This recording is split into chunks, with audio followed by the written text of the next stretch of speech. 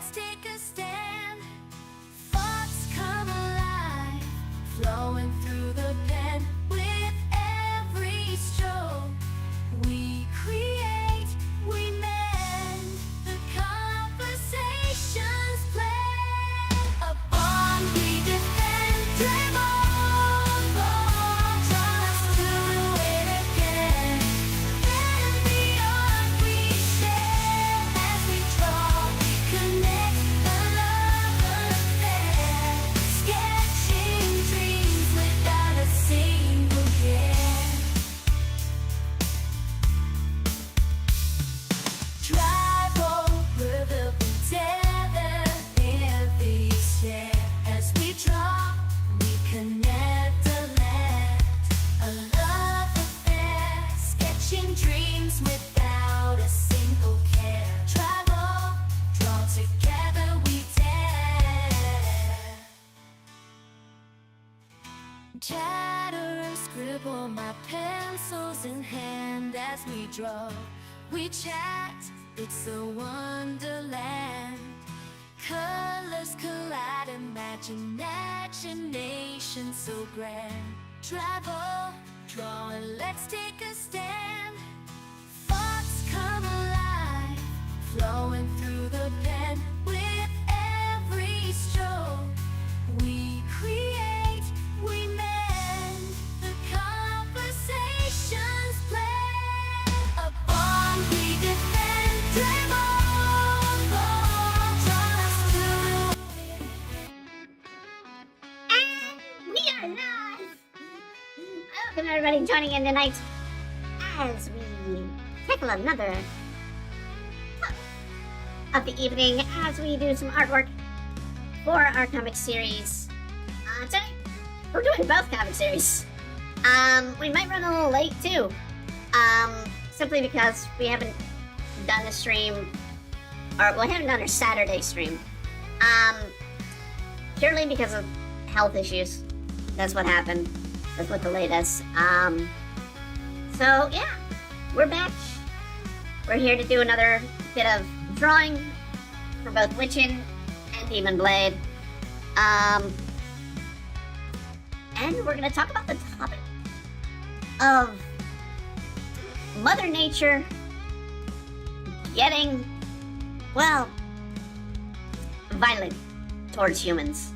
And rightfully so. A lot of these humans kinda asked for it. So we're gonna go on that subject tonight. Particularly we're gonna hit one story that hit the news this week that brought on this concept. But like I said, we're gonna be drawing tonight. We might go a little long. I am going to redraw this little guy here. I don't want to call it little, but I don't like how his arm's going. I mean, stare. Why are you getting a stare? But, okay. So, yeah.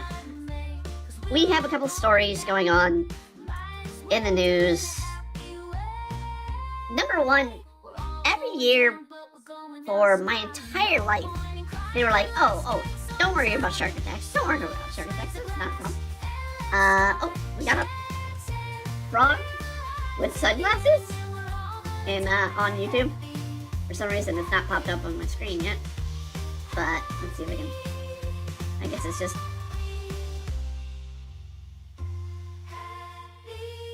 Ah, same one. Okay, just the frog's fish. Frog with the sunglasses. Okay. Ah, quit moving the damn window. That should be locked. Okay. There we go. So, I'll explain a little bit of what I'm drawing. As I explained, Demon Blade before in the past, Demon Blade, Chapter 10, it follows a football story, American football, in a comedic way. So we're kind of doing the more build-up setup to a gag at the end of this page, which you can kind of see.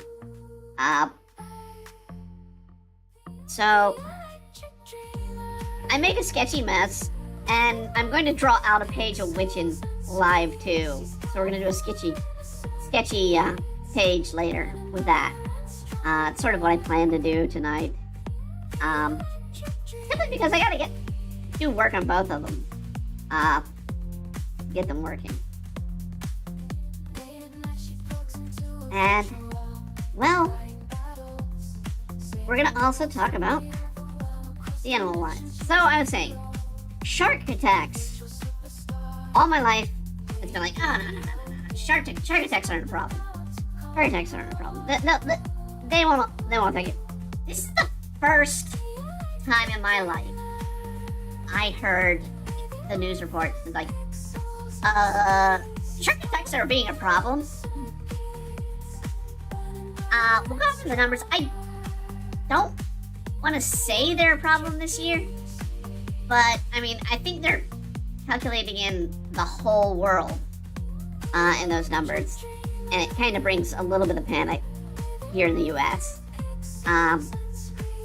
That, yeah, we've been seeing great white sharks in parts that they shouldn't be.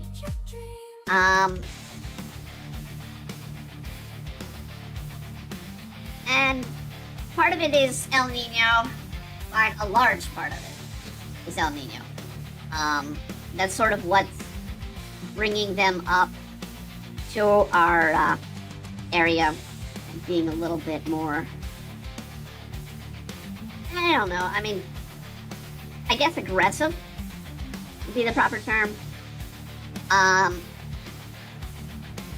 Maybe their food sources are going further north. But you usually don't hear of sharks attacking people unless they're out bothering the sharks. Well, I mean, you cannot be bothering the sharks. You're just in there around dusk, which is when they usually feed.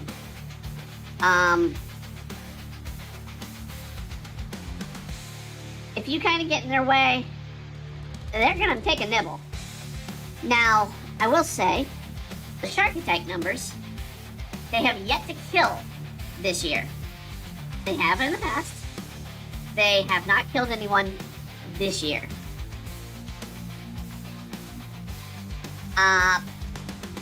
Despite the attack numbers are going up. And a lot of these are, the stories we're going to cover are about us encroaching on nature. I don't know with the story that spurs this on. So the story in the news this week, as we get into it, comes from California. So a state that's densely populated and at the same time densely forested as well. Big city, big state. And we'll go over that. But for right now, we'll have a little fun with our art. I don't have a name for this poor unfortunate soul who's getting 3 panels.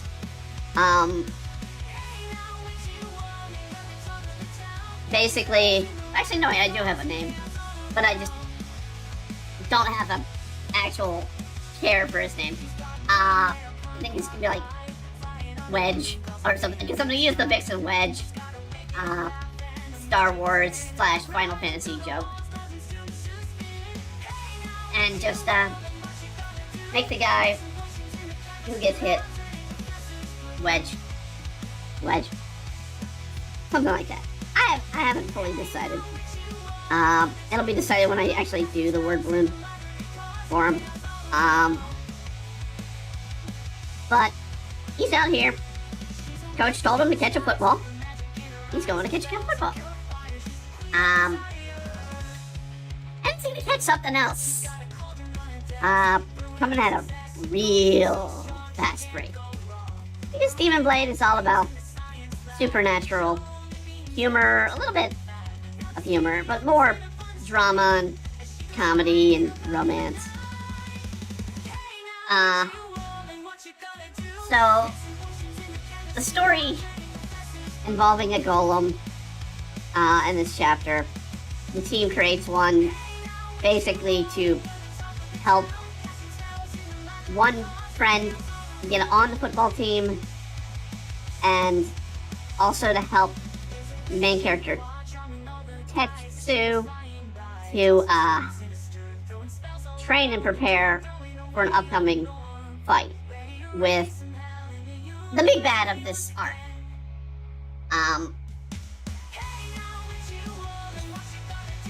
And, well, comedy ensues, let's just put it that way. Much of this chapter and next chapter is just comedic jokes. You'll kind of see a football game played, American football, but at the same time, it's not how the game is played. I don't want to bring in too many spoilers, but magic's gonna be involved. And that's not great. Especially when you put our main cast in there.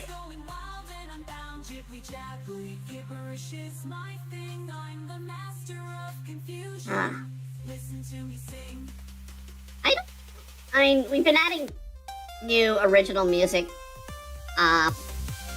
with each of these streams. We have one new song. I don't know when it'll come up. And I'm still in the works of it. So, but basically, it's the main theme to Demon Blade. If I were to give a theme song, an opening song, it's that song.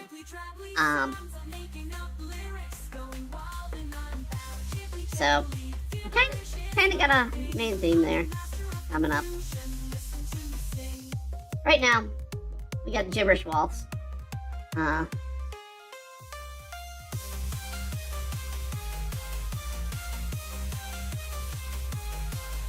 kind of want to draw the football coming in.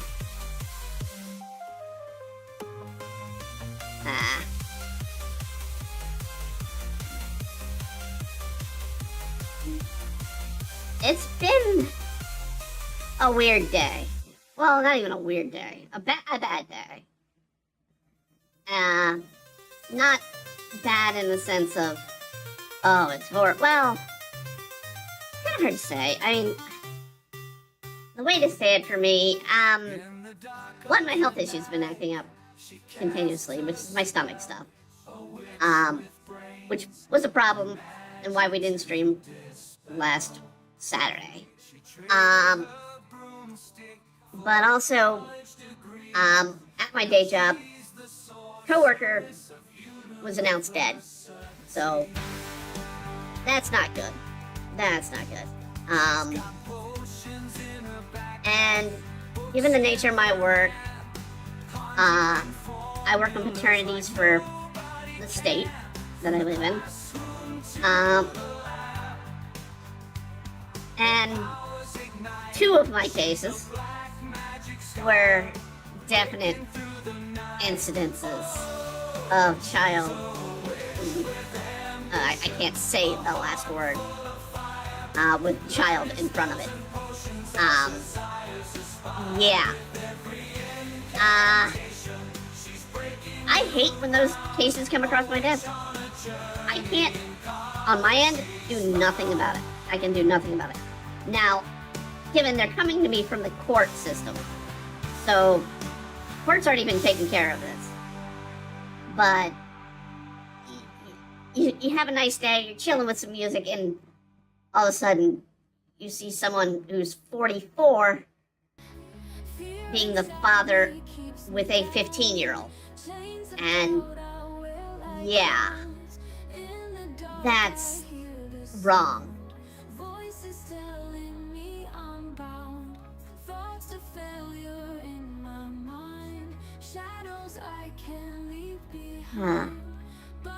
But we get to create and spend my lunches, which sadly was when we learned about our colleague in our department having passed. I was sitting there eating my lunch, drawing, ironically, this very panel. And got the word, and I was like, yeah, that just ruins lunch. Yay. But you gotta move on.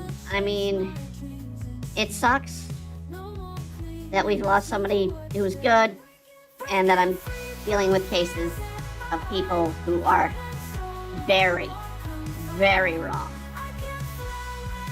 But that's what we get in the world. And it's not all pretty. In fact, it's quite a lot of ugly.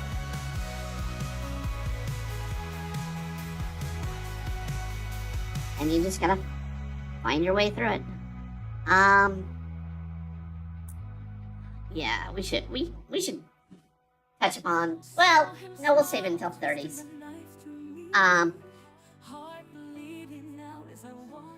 So we'll touch the main story of tonight. Then.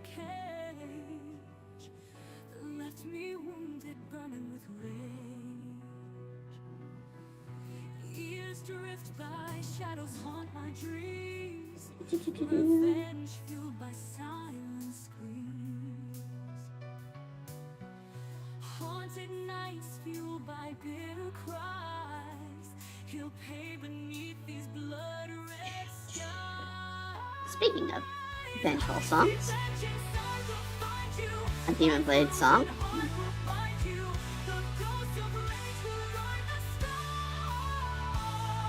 Mai's vengeance song, basically. Through the darkness I can see his eyes, cold as steel with deceptive lies. Lifeless love in every deceit he spun, until there's nowhere left to run. Night on night, a plan takes its hold, chilled to the bone in the grip of cold. Years gone by, but the flame still burns. Torn heart seeks where the shadow turns. I see vengeance, I will find you. My frozen heart will find you. Alright, that's a quick draw there. I'm going to try and do a bit more detail. I need to draw out the person throwing the ball. Now, why they aren't in pads, why aren't they... This is tryouts. This is just, football tryouts occurring at the same time the main group makes this golem. So, you got a bunch of guys just in their regular school clothes, whatever they're wearing on the field. Although I think this guy might be, I might try and draw an established quarterback to be doing this throw.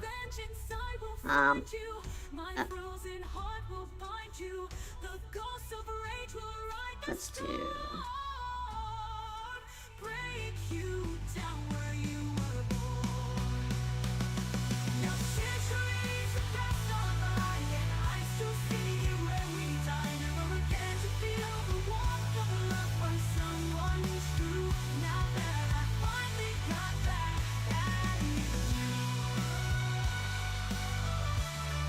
sort of get him his face going there. Little.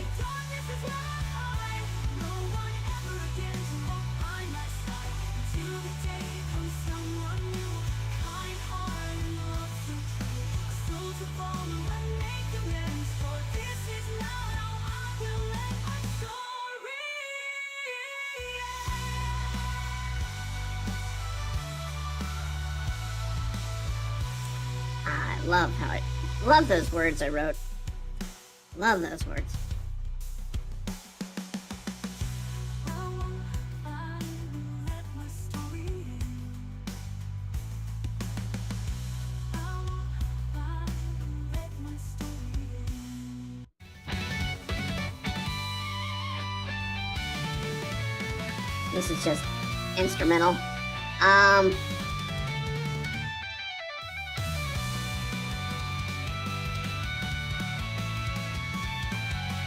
But yeah, trying to get a decent quarterback throw here.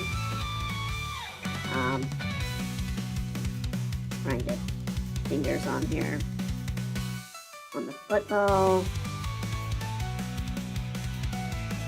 I will state I'm doing this chapter. I am not a sports fan. I only know what I remember they tried to teach us in school about sports. But I'm pretty sure the rules that come into play in this two chapters do not exist in the book. Because the playbook wouldn't have anything to say about supernatural being involved in a game.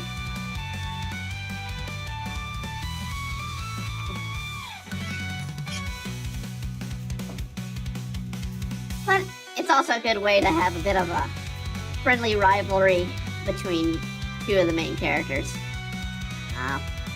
which is going to be Tetsu and Mai.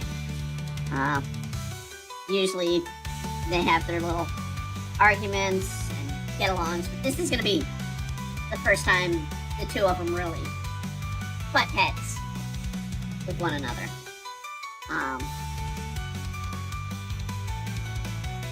This is setting up the premise of what will come to be in the scene.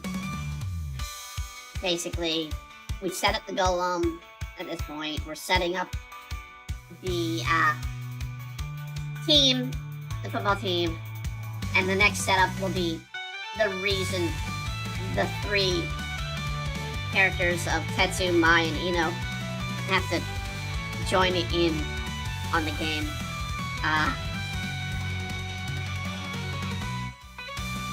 The golem, no matter what, is picked up in the game from literally, well, it'll be the next 2 pages after this particular one.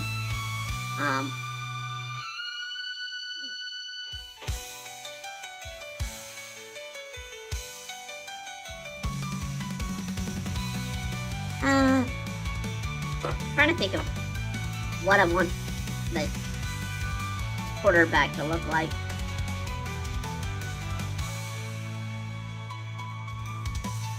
I kind of almost want to give them their traditional, what is it,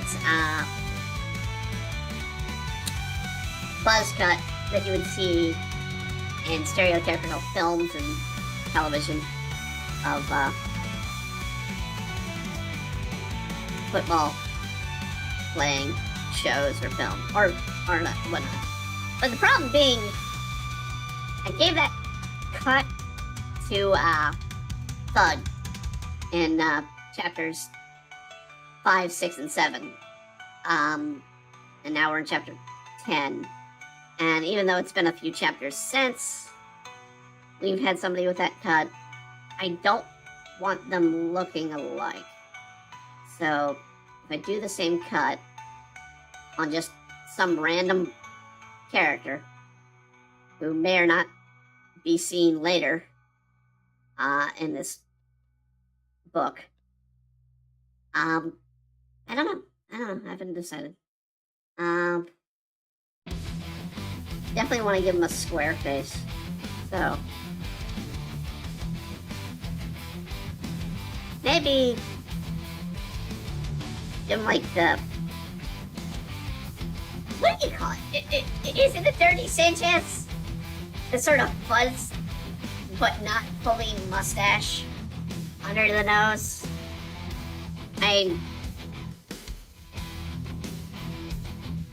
I'll try and draw it out a little bit, because I'm sure a lot of people are like, what? I can't see it. So, let's try and draw out this guy.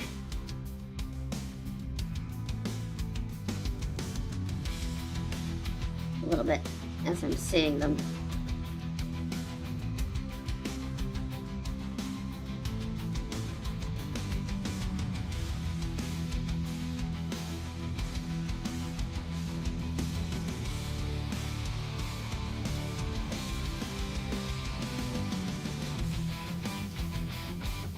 Give him a little bit of a ramen nose.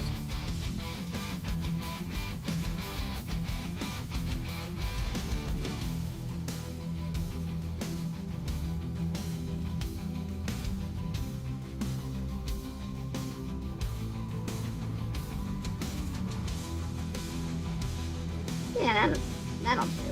If we do something a little bit different with the hair. Like I said, I don't even know if this guy survives to later in the chapter.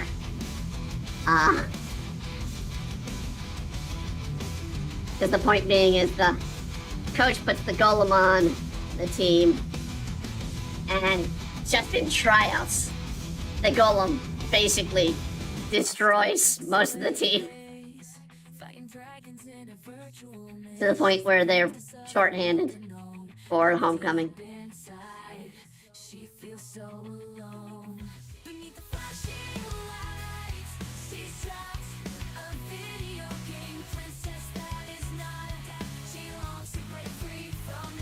Let's even do the torn sleeves.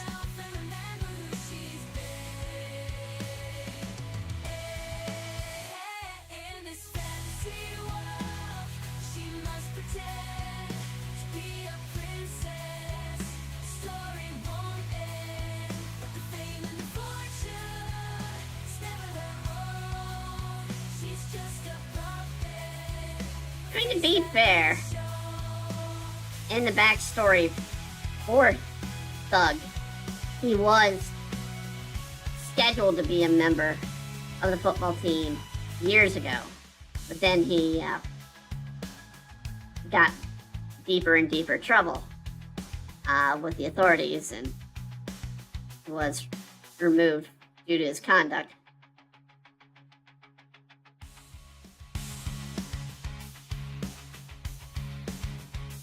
But when you have your main villain of 3 chapters have a certain look, you kind of don't want to go back to mimic that look.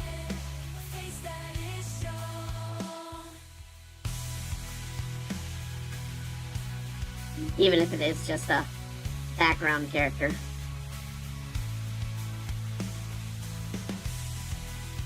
He might get a name. But, well, I mean, he is getting a name, actually, because the coach is going to call out their names. So, that's why I'm like, yeah, they will have a name. Whether or not that name is important in the comic, well, highly doubtful. Considering all of the Windshell High School is already written and solid.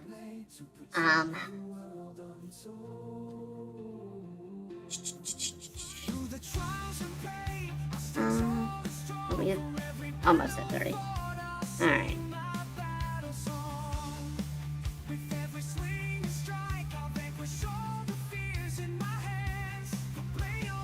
And technically, I mean, Winchell, Oregon is supposed to be backwater mountain town. Even though it is Oregon. And it was based off of Fort Hood, Oregon. So, but, definitely things to keep in mind. This is varsity football team, so older looking teenagers. Some may look young, like Tetsu.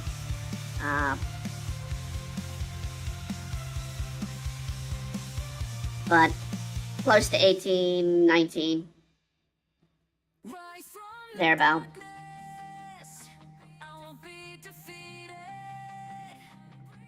Some 17. Again, like that too.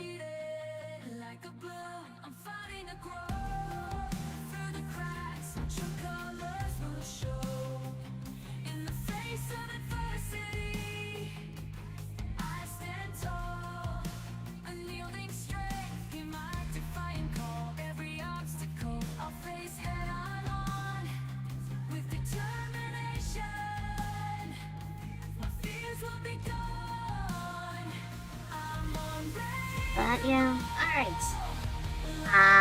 Let's get to our first news story of the day, which is gonna be the one that's gonna drive the talk.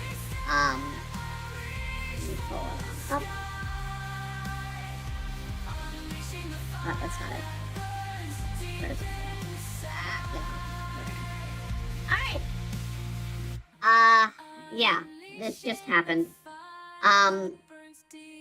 The first black bear attack in California, on a human.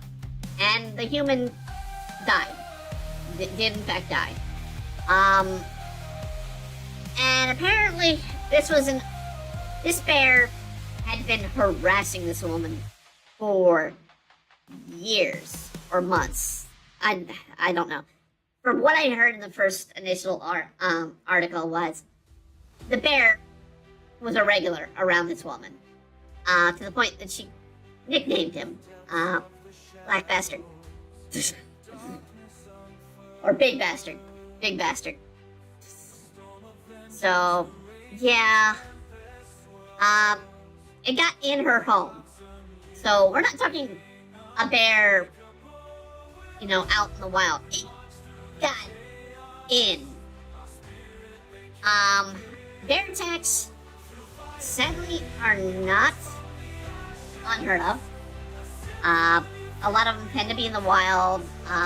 These days, a lot of stupid tourists, which we'll cover in the second hour, about the stupidity of tourists, especially around bears and other creatures. Black bears normally are timid, won't do anything. Grizzlies are the problem. Brown bears are the problem. Normally. With the exception of one other type of bear that people are like, oh, they're cute, they're sweet. What do you mean they have the highest kill rate of bears? Yeah. So, black bears, pretty much anywhere in the U.S., you're going to get a black bear. A lot of places in Asia, a lot of places in Europe. I think even Australia. I don't know if black bears exist in too many places in Africa. I know they don't in the Middle East. But definitely a very wide, diverse population throughout the world. But again, most of the deaths, in recent years, it's estimated, okay, here we go. Between 25,000 and 30,000 individuals, as many grizzly bears as there are. Okay, that's black bear population. I was about to say, that's a lot of deaths. According to the reports of the fatal bear attack, the victim was 71-year-old Patrice Miller. It was mauled and then fed on in her own home an extended period of contacting officials to report the aggressive actions of Big Bastard. So this bear sought her out to kill her. And at that point, I hate to tell you people that are animal rights activists, that bear has to be put down. When a bear tastes blood, it's not going back. Blood of humans, it doesn't go back. They continue to hunt humans. It's a very problematic issue.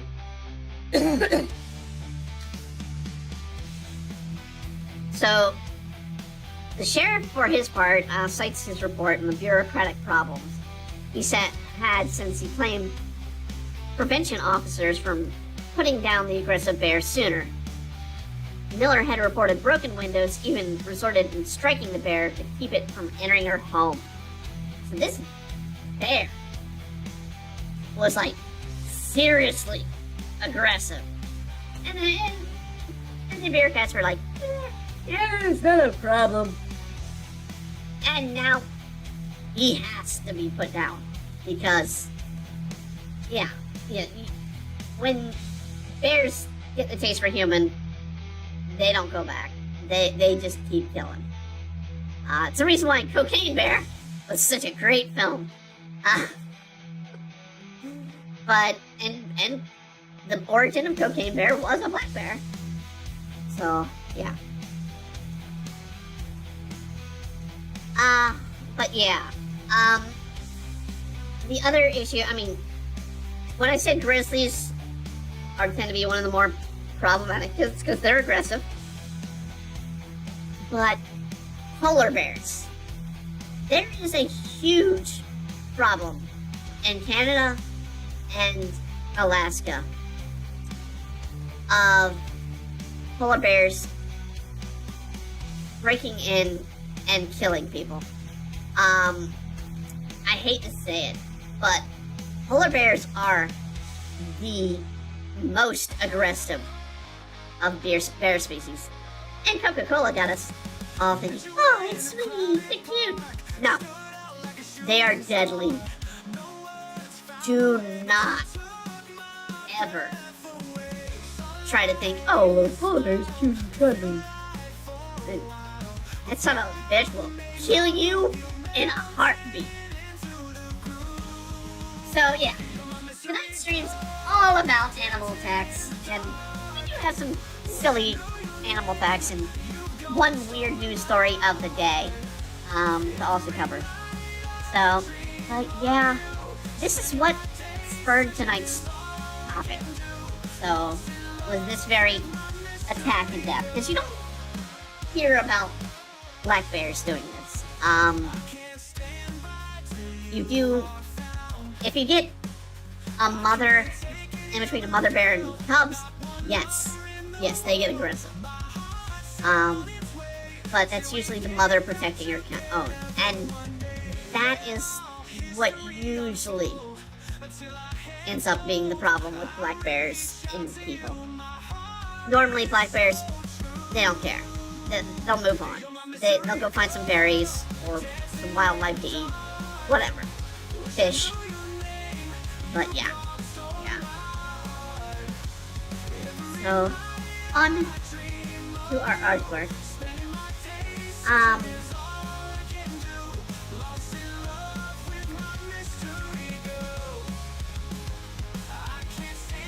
Yeah, I hate to really,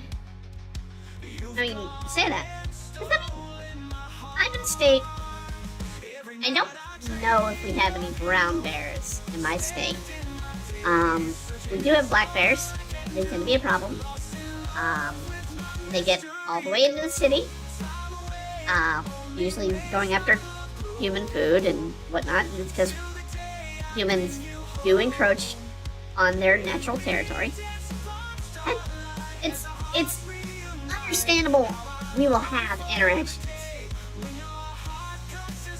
Usually, it's we won't bother you, you don't bother us relationship though. Because not too many people are gonna be like, oh, I see a bear, let me go kill it. No. You're more likely gonna be like, I'm not messing with that bear. Let him eat the garbage. Maybe you'll take care of the raccoon problem.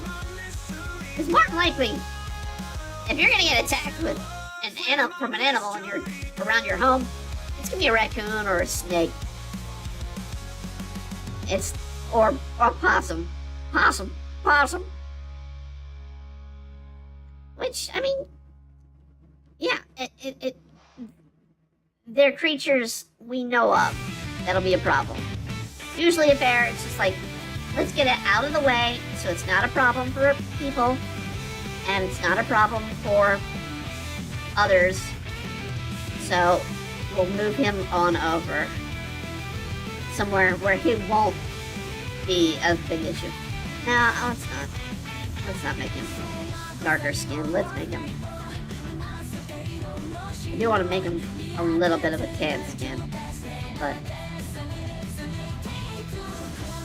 a little lighter than the person he's throwing it to.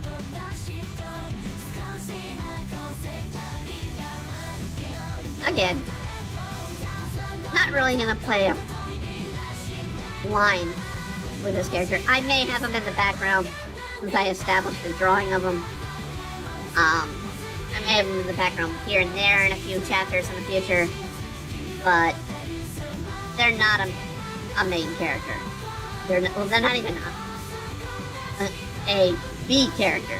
They're a like D. They come in this chapter. Maybe you'll see them in the background in the future, but there's no story with them. There's no in-depth plot with them. They're the NPC of NPCs. Only thing lower than them would be people that don't even talk.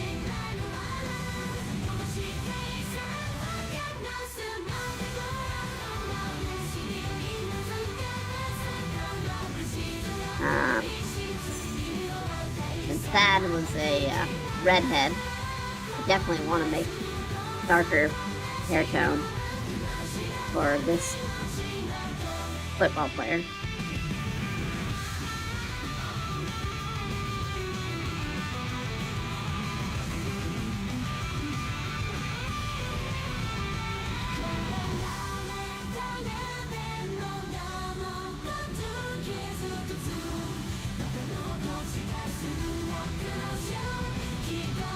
And as you can see, I'm working with I do have a color palette, despite it being grayscale. But I'm trying to get gray tones out of it. Not really care about the actual color for them too much.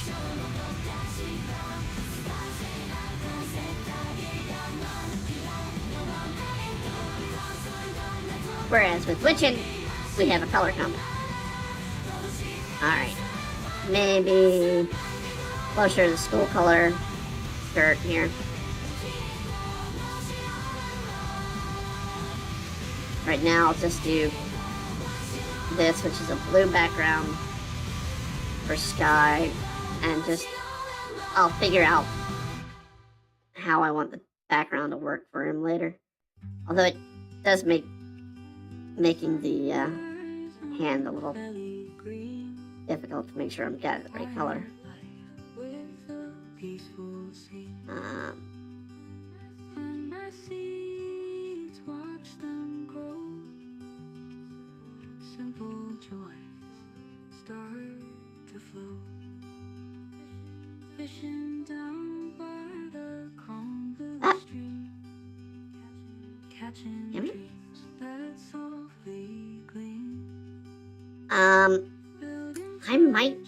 I don't know.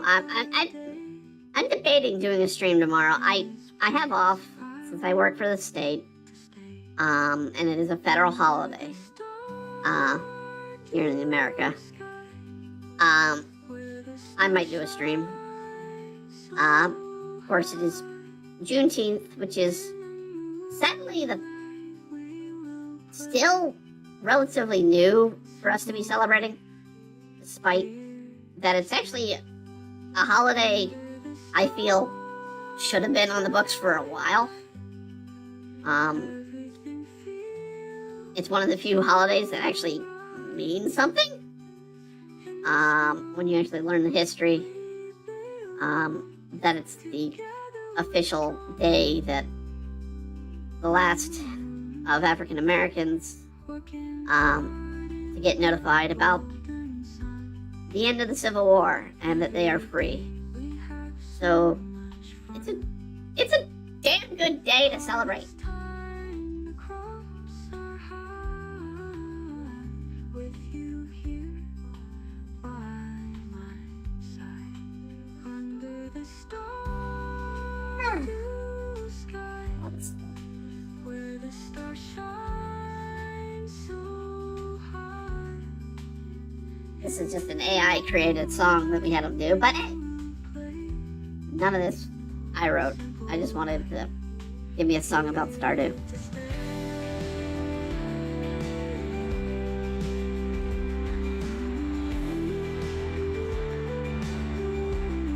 Now the coach is a notable character. I don't even think I gave him a name. I just call him Coach.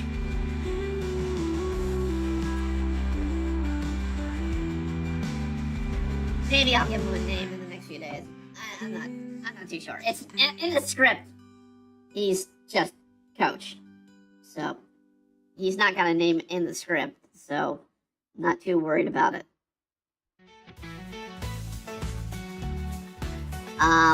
But considering he did appear in Chapter 5, Gabe, in fact, was the one to warn Tetsu about Thug's reappearance in the school. So, yeah. Try to make him look like the stereotypical coach I got in high school, which was the slightly overweight, mustached, balding man who's not as tall as you'd think for a coach, but it's like, yeah, that guy's a coach. And ironically, both of them, or two of them that I'm thinking of out of my past, both of them were English teachers when they weren't football coaches. I won't say if they were good English teachers, but they were English teachers. They were cool guys. Both of them were pretty cool when I dealt with them. I can't complain about them.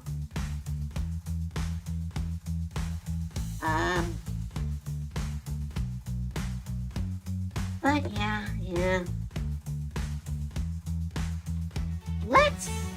So I'm gonna show, this is the page before. We get to see the golem doing some action. I kind of showed this about a week ago or so, when we were drawing it. Yeah, actually, the last time we did a dribble draw, we had this page going. It is finished for the most part. I do need to do something here for a background, but that's that. And then we have Witchin. I'm purposely not saying when this occurs. This is part of the current chapter, Chapter 5. This bottom panel, I have to pull a preset image that I drew of Wands, which is the restaurant that's going to regularly be in play as a locale in this comic. The two girls going to Wands and hanging out. So, there's that. But the next page, it's going to have a jump, a little bit of a jump. So, when I plan out a page, now, either I have a script, which in Demon Blade, I do, considering it's a very story-driven series. I have the script down by part of this character will say this character will say that, this action will occur. Now, I sometimes will completely change that, but I will go by, okay, so I need Tetsu, so draw Tetsu real quickly here, talking to Mai's always, see, I drew that there. I already know. Mai's taller than Tetsu, so I have to draw Mai taller. Mai's sit there and be like, we're doing a side view, so we'll do a little bit here. Maybe Tetsu's hair is still long. Mai's, of course, always got her tail, or her ponytail. I think it's flowing. And then maybe I'd be like, I want to have Mai casting a spell and doing something dramatic.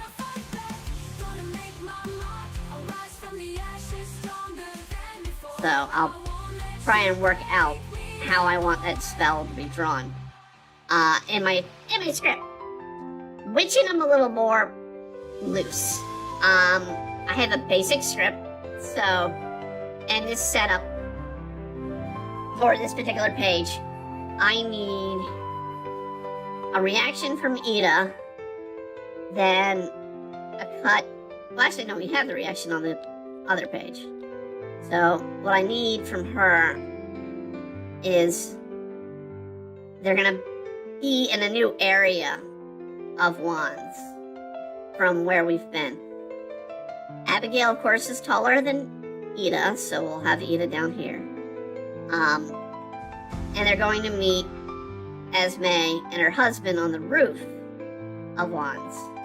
Because what's going to be happening in the scene, in the setup of this part, is Esme being the witch that Ida came to learn from, wants to test Ida's skill.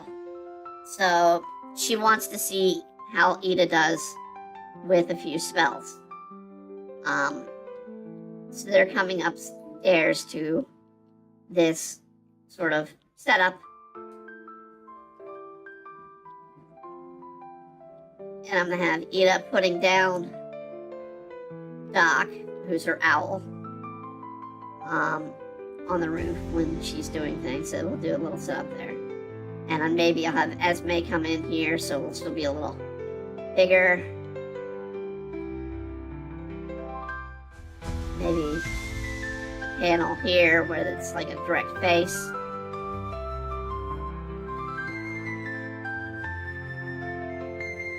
And then sort of a distant shot, just have Doc sort of sitting underneath. And Esme, who is older woman, so, and a little taller, because I made Ida relatively, well, not short, but I wanted to make her shorter than some of the cast. And Esme and Abigail are relatively those two members. She's on equal level with Diana, and Bridget is actually shorter than Ida.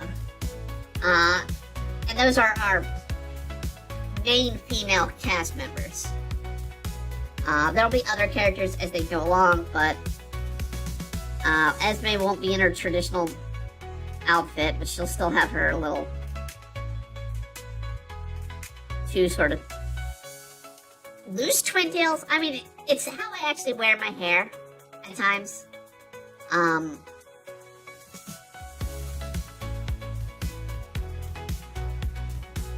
Sort of, you have a twin tail, but the part that's tied down is the end of the tail, and not in front. And then you have Ida's helix hair, that I'm calling, for her iconic style. But Esme is going to be talking about how they need to do some spells. And maybe I'll do a little bit of Abigail in the front.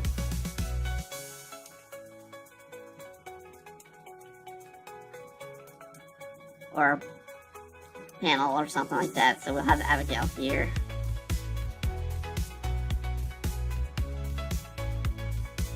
So I'm a little more open to develop the scenes in this in Witchin than I am in Demon Blade.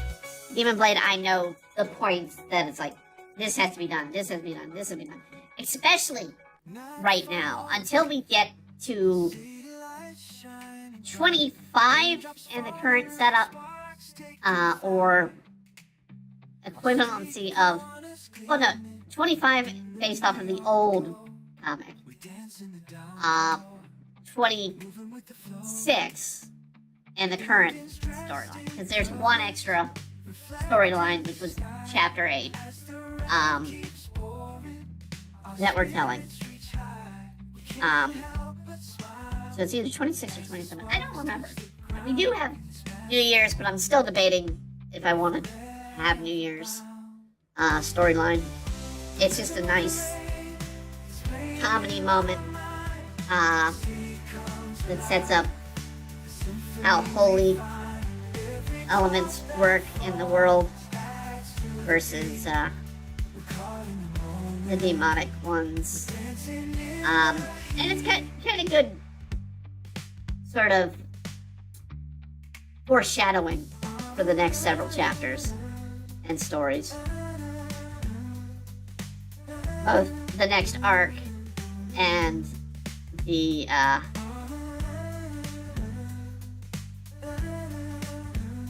don't want to say villain. They're not a villain.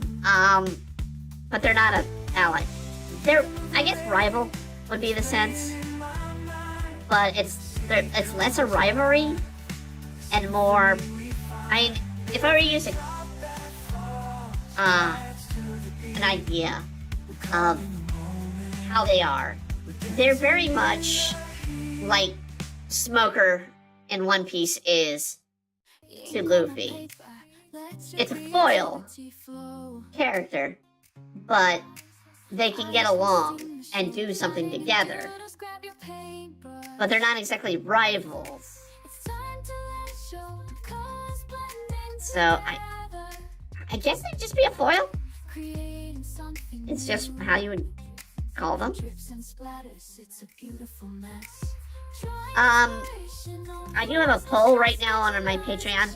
So patreon.com/demonblade. There's a poll for Witchin fans. We currently have a poll going for what will be the B-plot story that'll be told in chapter 6. I'm letting the fans vote on that.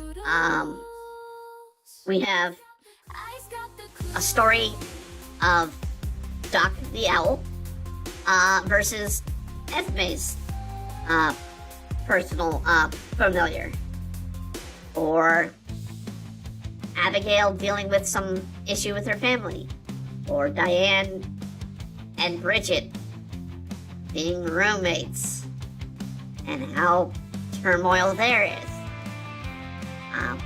or Esme just running wands and dealing with some chaos thereabout.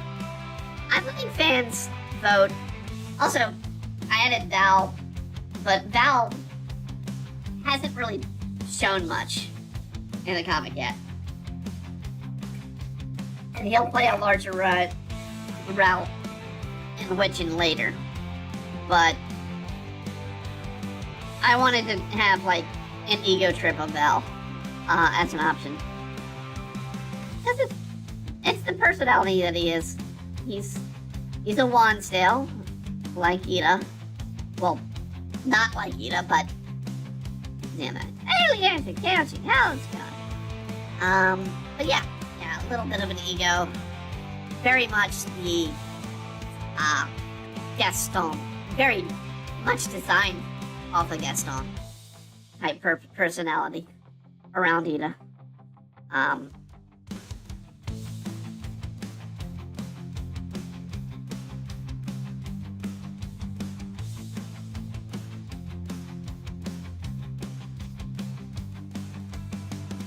So, we go about drawing some of these things. Yeah. It is time for us to get on to the next part of our topic. So, continuing the animal issues. And I think what we'll do is we'll hit our funny stuff after this. So the next half hour, we'll hit some of the funny stuff. Pull up what page?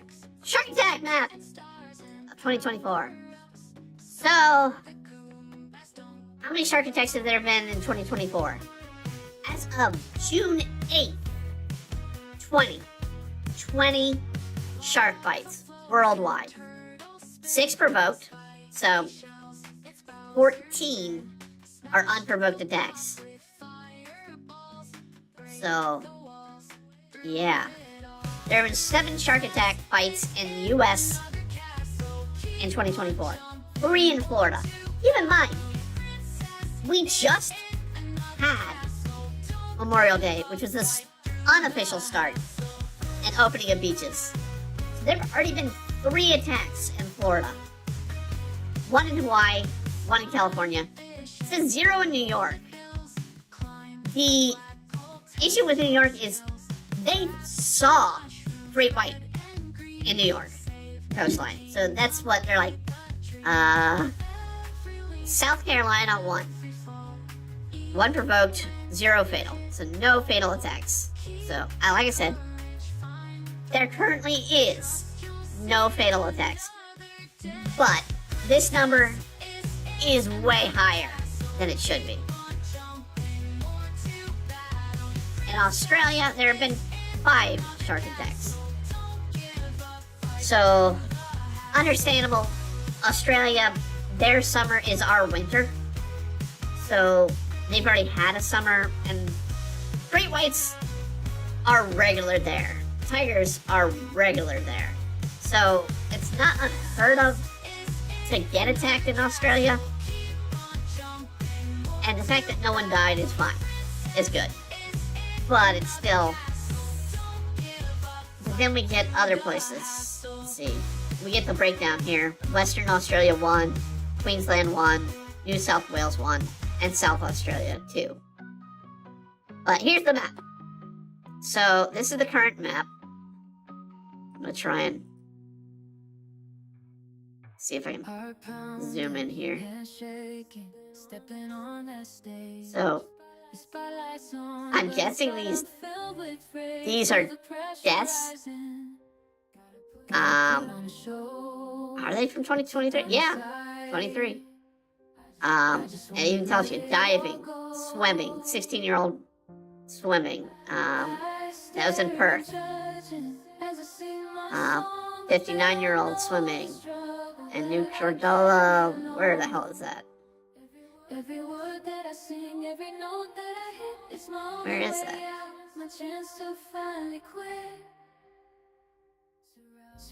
Okay, that's South Pacific Islands. So I mean it's 17 deaths. Oh good lord. Okay, yeah. 17 deaths in 23 worldwide. Some of these it says surfing, spearfishing. That's weird. The number 1 reason a shark will bite. Usually if you look like something they would eat, a lot of surfers would get struck because they kind of, from underneath to a shark's perspective, could look like a seal, and a shark will attack. But spearfishing, you're in the water. It's rare. Unless they're stirring up fish around them, and that's how they got it. Ugh.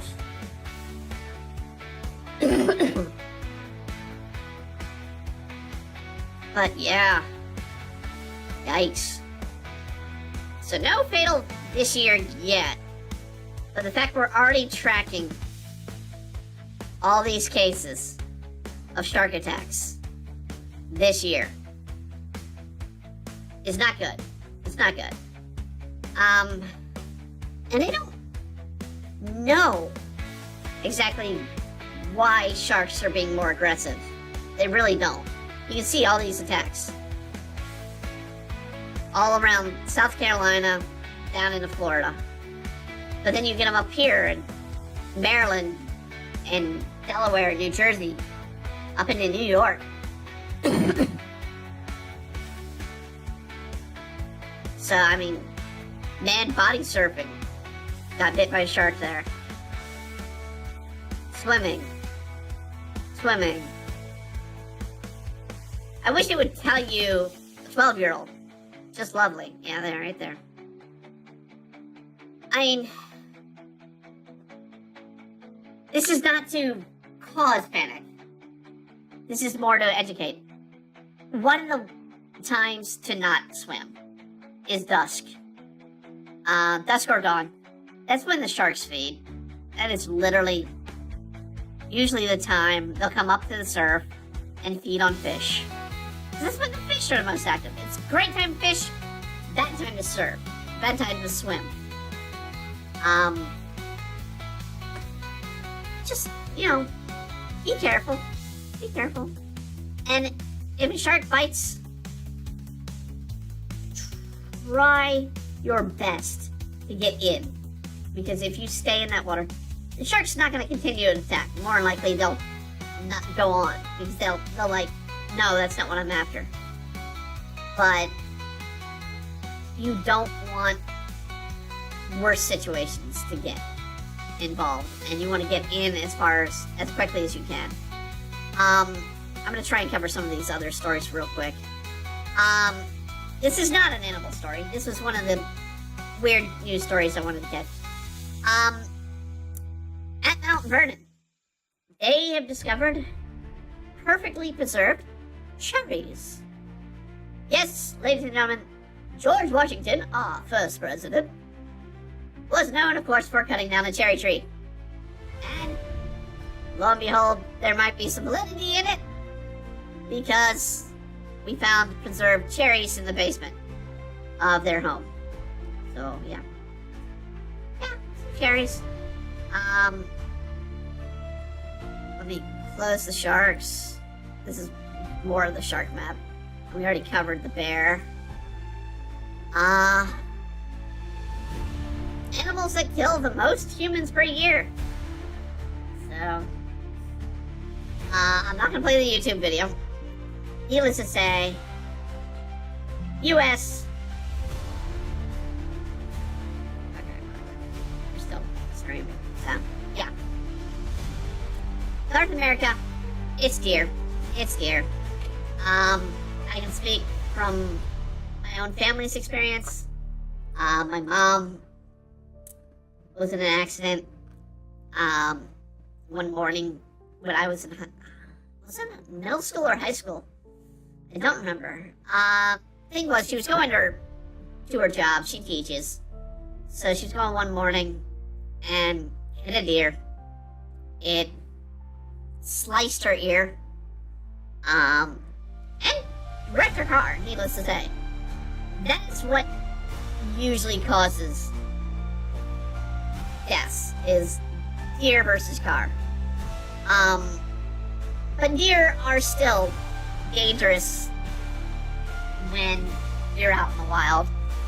Many people don't realize deer are skittish by nature, and their horns are meant to kill. Their hooves are meant to kill. And most deer weigh about 200 pounds plus. So getting hit by a deer who usually runs about 25 miles per hour, you're not gonna like getting hit, period. You'll be lucky if there's no major damage, if not worse.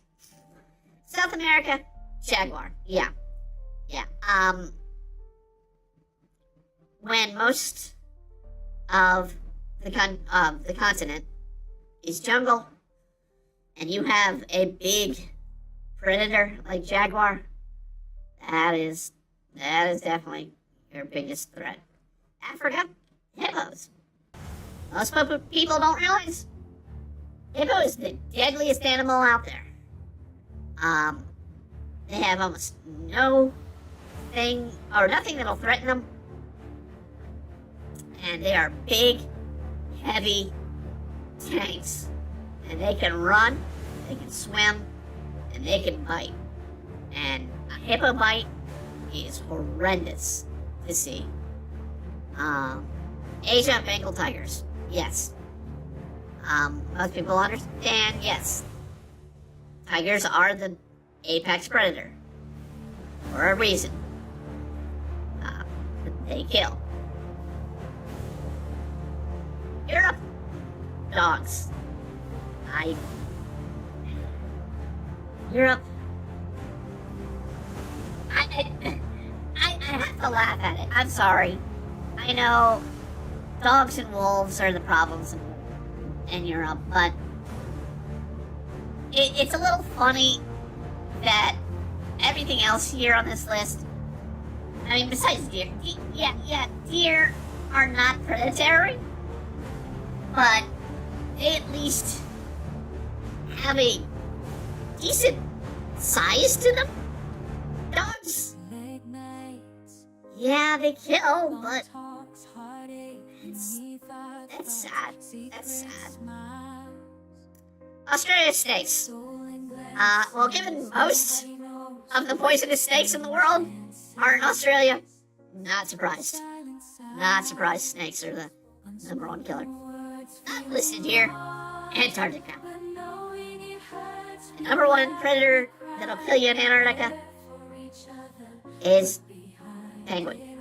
Because they're pretty much the only thing in Antarctica. I'm not saying penguin can't kill you, but it's rare. They are the stuff of nightmares if you actually look in their mouth. Why there are not enough horror stories with creatures that have penguin mouths, I don't know. In fact, let me see if I can look it up here.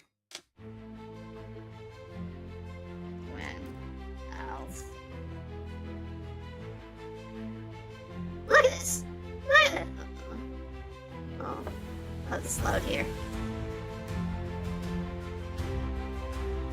Look at this thing! It's razor sharp points throughout the mouth into a giant gullet. This is the stuff of nightmares. On a cute package. See, we got, yeah. It's designed to force the food down the mouth and not let it go. And that's, I don't know why this creeps me out, but it does. Why penguin mouths creep me out, I have no clue. But they do. We'll go over the monolith later. But, is this a story about African? Yes. So, I had another story of elephants. I kind of wanted not to show it because it was graphic. Basically it showed the damage elephants do to people. It's not pretty to look at. Let me put it that way. If you live, you are at least minus a limb. That's a good scenario. You do not want to see a crushed human. Let's just put it that way. But apparently this was recently discovered that elephants create unique names for each other. They'll have some sort of I guess, call that is individual for each elephant. So, yeah, so maybe humans are not the only ones that go by names. And we went 15 minutes into this, so we kind of covered a really long moment. But I had a bunch of these to cover, so it's like I need to get through some of them for our topic tonight. So, yeah, I ran across that one last night because I was doing the research last night, and I ran across the elephants having trampled people images, and needless to say, I had a little trouble sleeping last night watching that. I'm laughing out of just like more scaredness. It's like elephants, beautiful creatures, lovely creatures. Do not get in their way. They will tend to win, even if you have a vehicle. They will tend to win.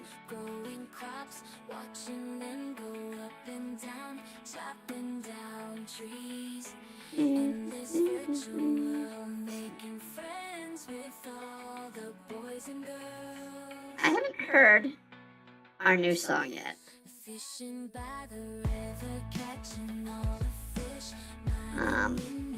Like I said, there's one new song from when we last streamed. I literally posted it on the lineup about 5 minutes before we went to air. Because I was like, yeah, I may be still working on this, but I kind of like it. Kind of like the words, how they've come out, and how the tune carries.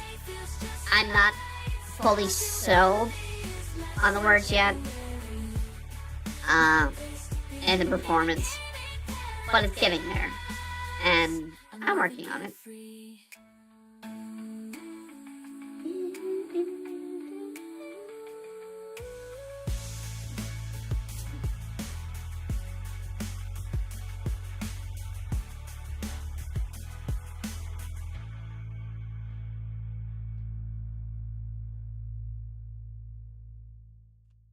In the darkest of nights, I'm all alone, lost my way, can't find This is one of the newer ones. drowning in my own despair.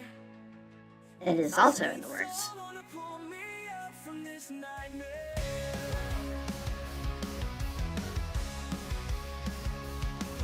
These demons inside, they never sleep. They whisper in the shadows, they make me weak. I'm running on empty, can't keep up the fight. I need a savior to show me the light. These demons inside, they never sleep. They whisper in the shadows, they make me weak. I'm So this is Esme. running, can't keep up I'm gonna fight. I need a settle savior. a little bit of a stronger chin than that. Too much.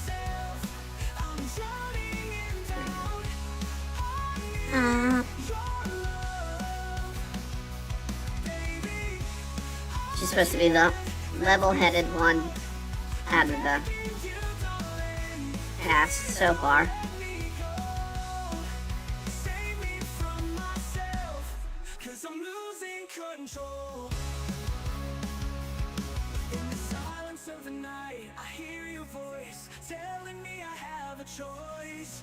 Because, well, Ida is bright and smart. Their naivety is a big, big problem for Ida. Can you hear my call? I need you here with me to save me. No, it's not gonna be it. She's gonna be more. Save me from myself. I'm drowning in doubt. Let's I need your love. do her eye kind of like Baby, this. can't live without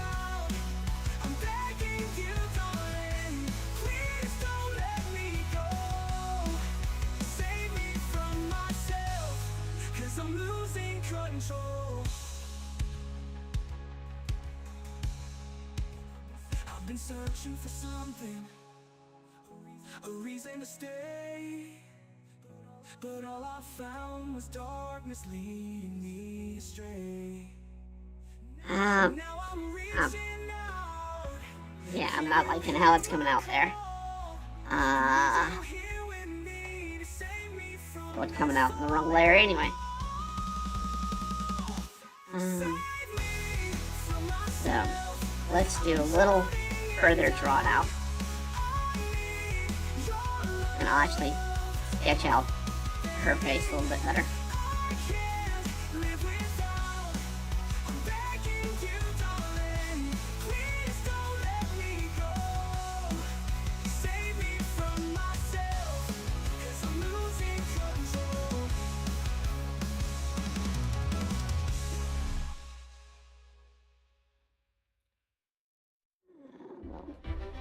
There.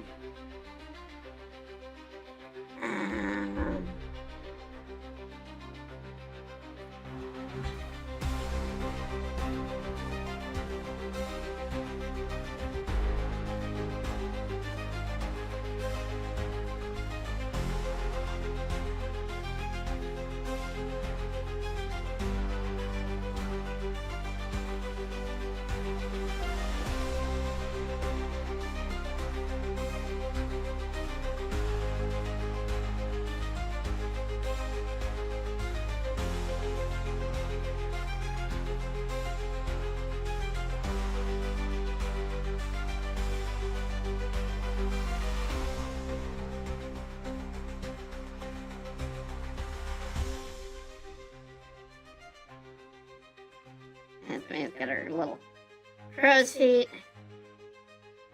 She works hard. She runs a business with her husband. And first late hours, and now she's got to deal with a protege. The beach as well.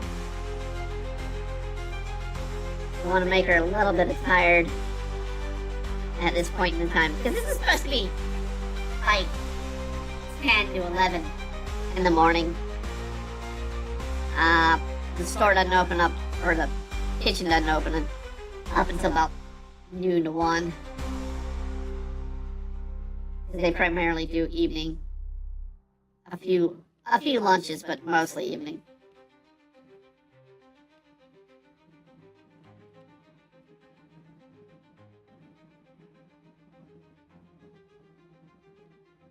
And I kind of want to show the wear and tear. The concept for Ida to have come was Esme was working herself down to exhaustion. She was the one putting on the performances and whatnot. That's the only witch. So they keep having to tap into everything they got in the evening, and then get up in the morning and get everything ready for the day to run her business of the restaurant. I need to show Esme is not as young and spry as she was. Even in the beginning of the story. So, no, I'm not gonna give her hoop. Let's give her a dangle of some sort.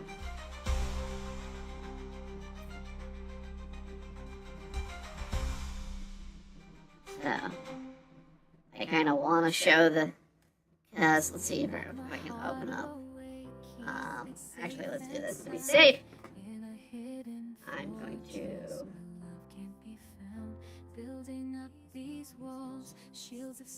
hide this just to be safe.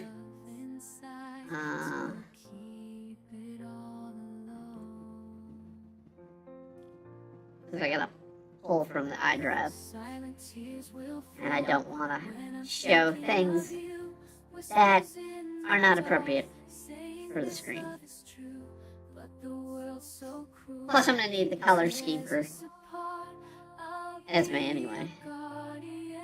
angel protecting your heart.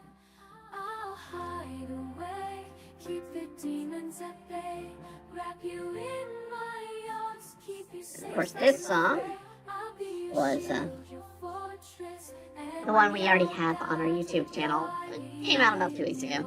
Guardian Angel. forever by your side. Another Demon Blade based song. So yeah. Esme here. Our green-eyed witch. So I already see something different that I had done to her that I changed.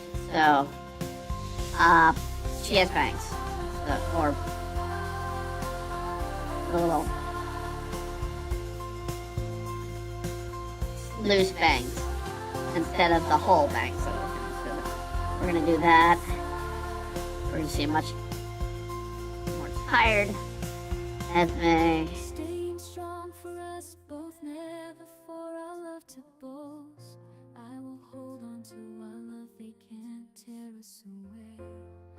I will be with you each and Another one every day. that I love Maybe this line. you will know it is written that our love will be defended till the very day all has ended. I'll hide away, keep the demons at bay, wrap you in my arms, keep you safe from the fray. I'll be your shield, your fortress, and your guide, guarding your heart, forever by your side.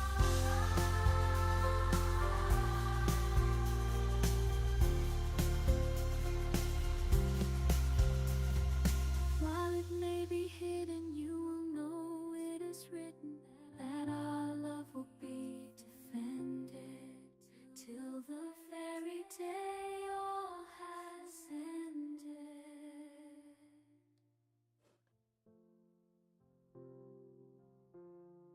That song being about Tetsu's love of Kyle, the love interest for him, slash her, because Tetsu's trans.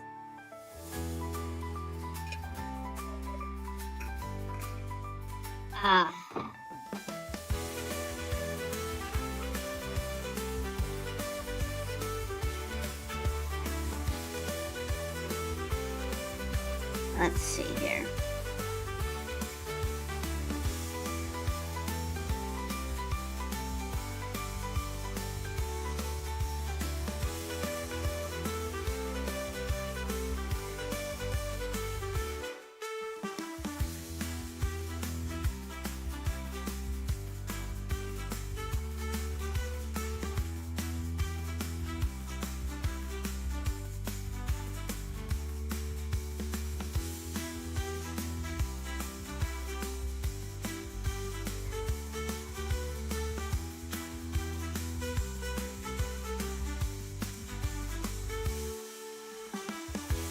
I'll probably make a remark in the script here. I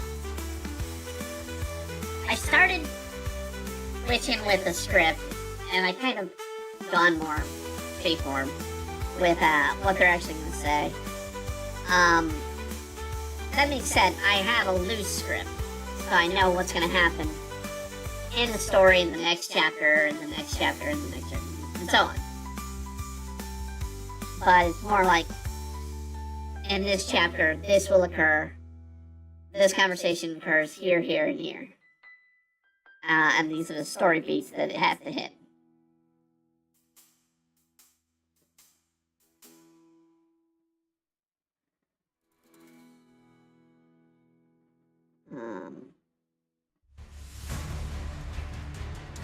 I'm gonna put right now sort of feed and I'll work on the way.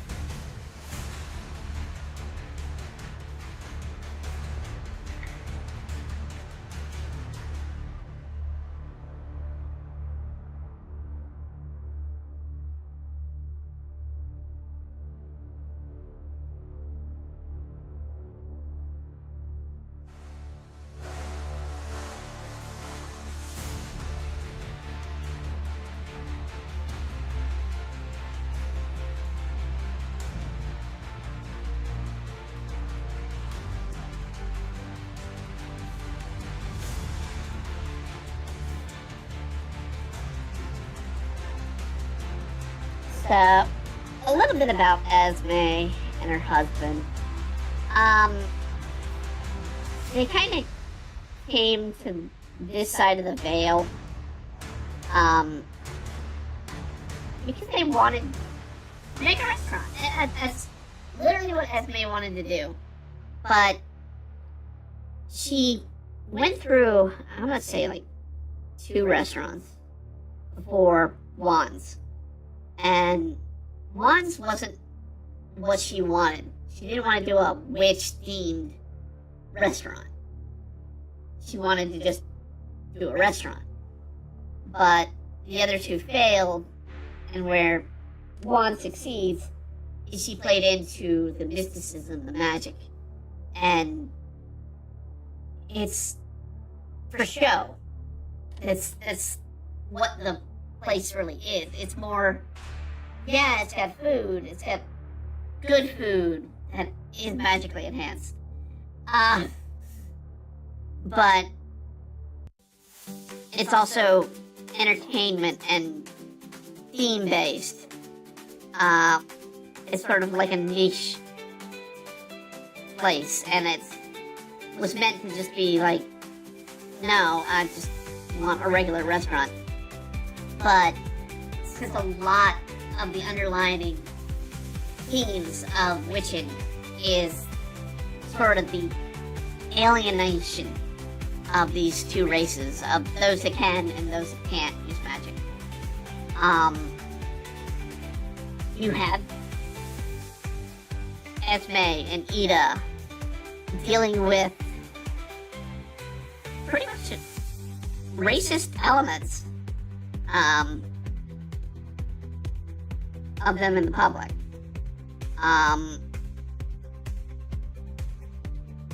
Simply because they're trying to provide a service but are known magic users, known witches in society.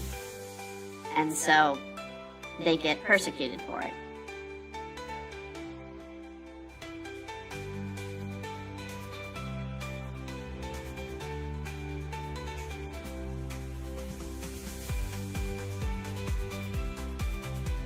Now, very much part of Ida, her goal is to sort of break those barriers.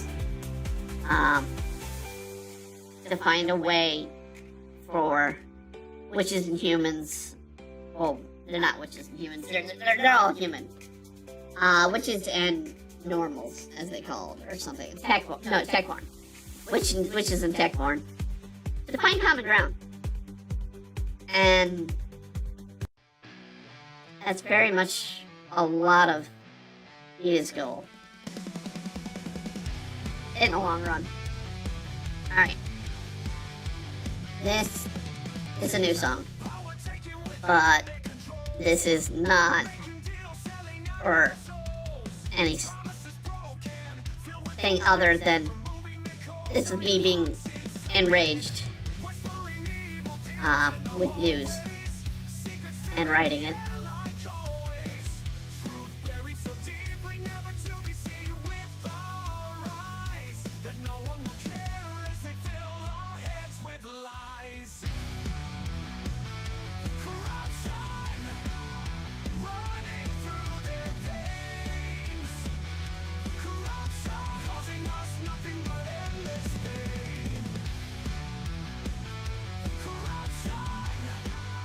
Binding our nation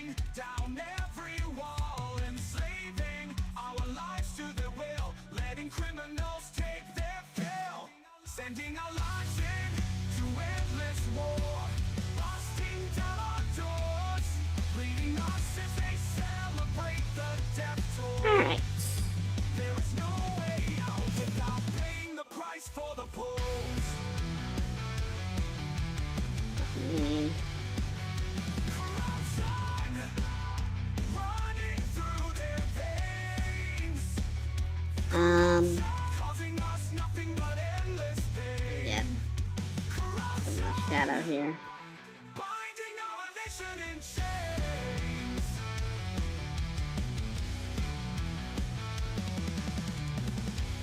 And actually, I see one error that I did in skin tone, and that when you tend to do a darker skin individual, there are certain areas that there'll be lighter pigmentation.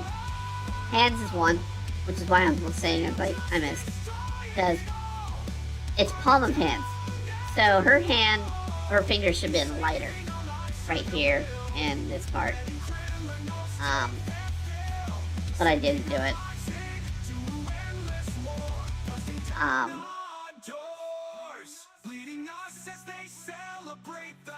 The melatonin wouldn't go that way.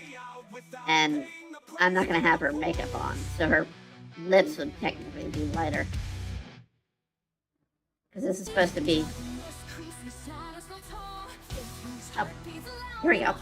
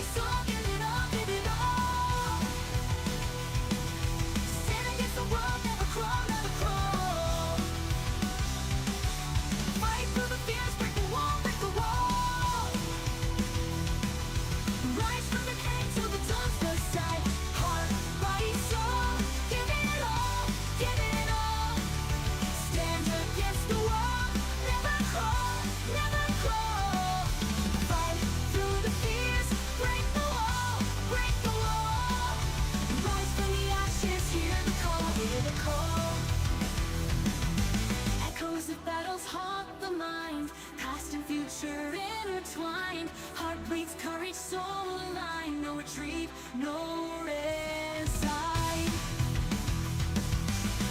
Still deep, the journey's long. With every breath we're growing strong. Battle cries for my fear song. For every star we right the wrong. Heart, body, soul. Give it all, give it all. Stand against the world. Never crawl, never crawl. Fight through the fears. Break the wall, break the wall. Rise from the ashes. Hear the call, hear the call.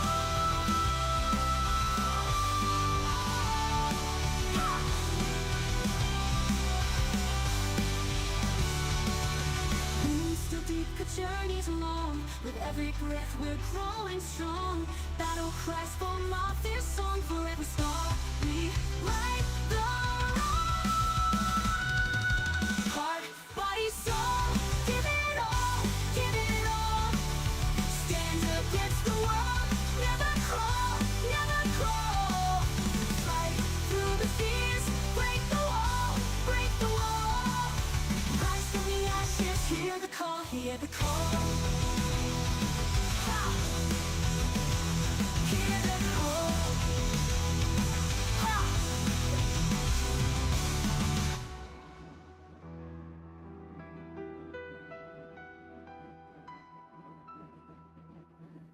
So, that is called Heart, Body, Soul. Which is the very phrase in throughout Demon Blade. And it's the very phrase that Tetsu has to use to summon the Demon Blade. And that's because I know a lot of countries probably don't know the phrase. Heart, body, soul means to literally give everything into something. Give it all. As the song says. And it is compared into a story of Demon Blade, which is very much about confronting the past evils, the future problems, the stuff that really will drag you down and facing up with them and giving your all. That is the essence of the plot for Demon Blade, is to go through life confronting the worst that you have and giving it all you can to fight off and become better. So yeah, that's why I'm like, yes, this is the song that would be the opening. I don't know if I want to do any more verses for it, or change up a few words. But it's pretty much, that is how it's played.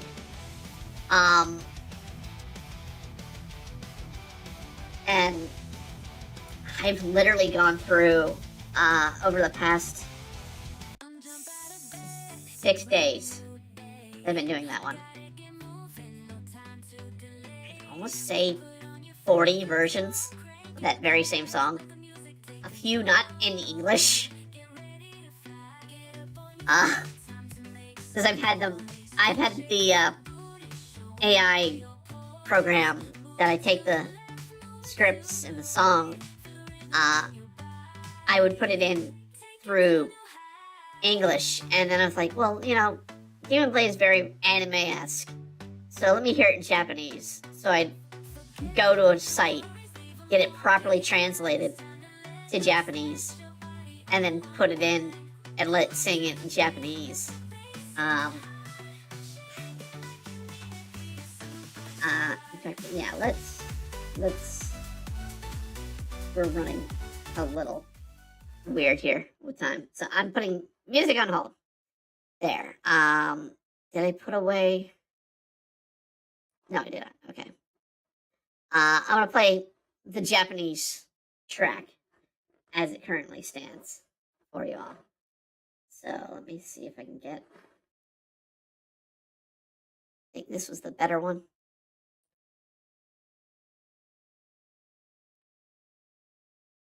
It'll play.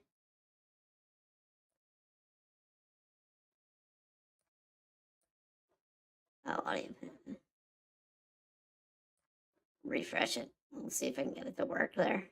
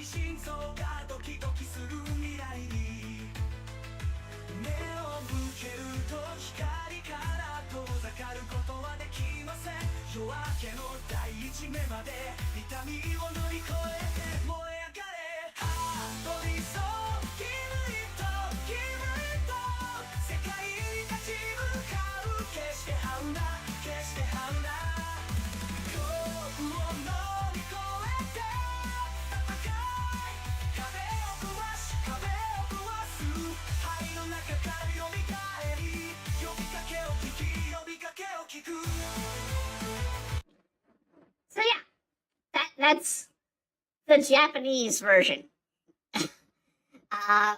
According to, what was it, Cambridge?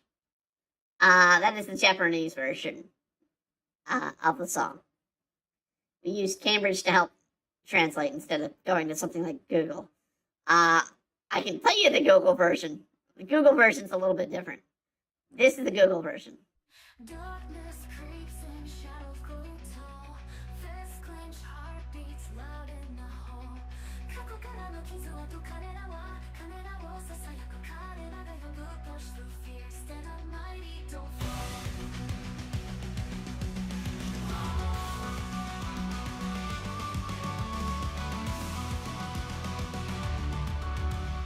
Demons inside, they scream, they fight.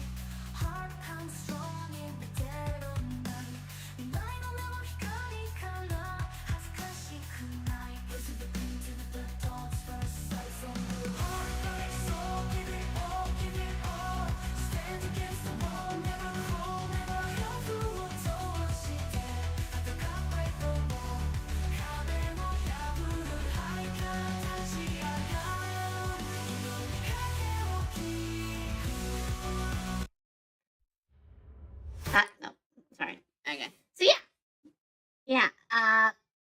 greatly different.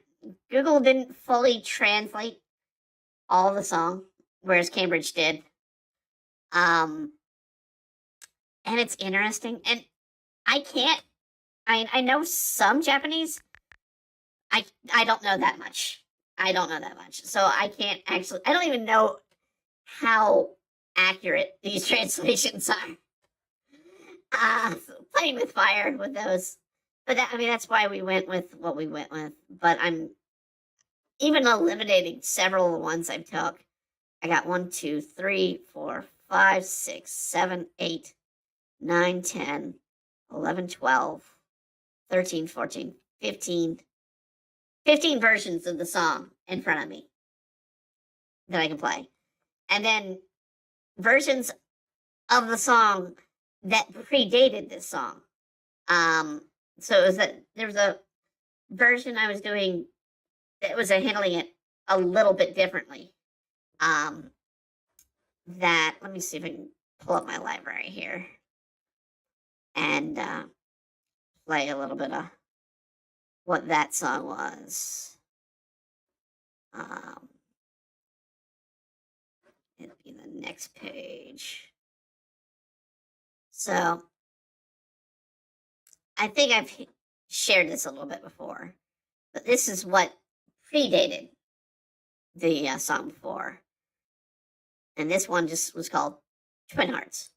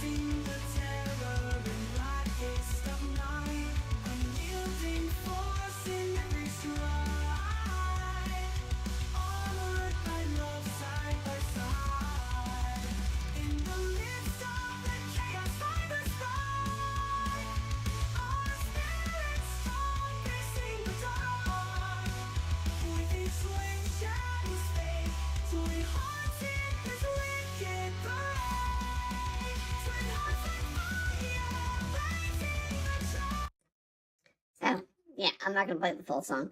It's a bit of a mess. That I didn't really care for. I was like, this really isn't coming out. That's fitting. And instead of going for Twin Hearts, which if you've read the 2013 version of Demon Blade, we got to what Twin Hearts is. And we'll get to it eventually in this version.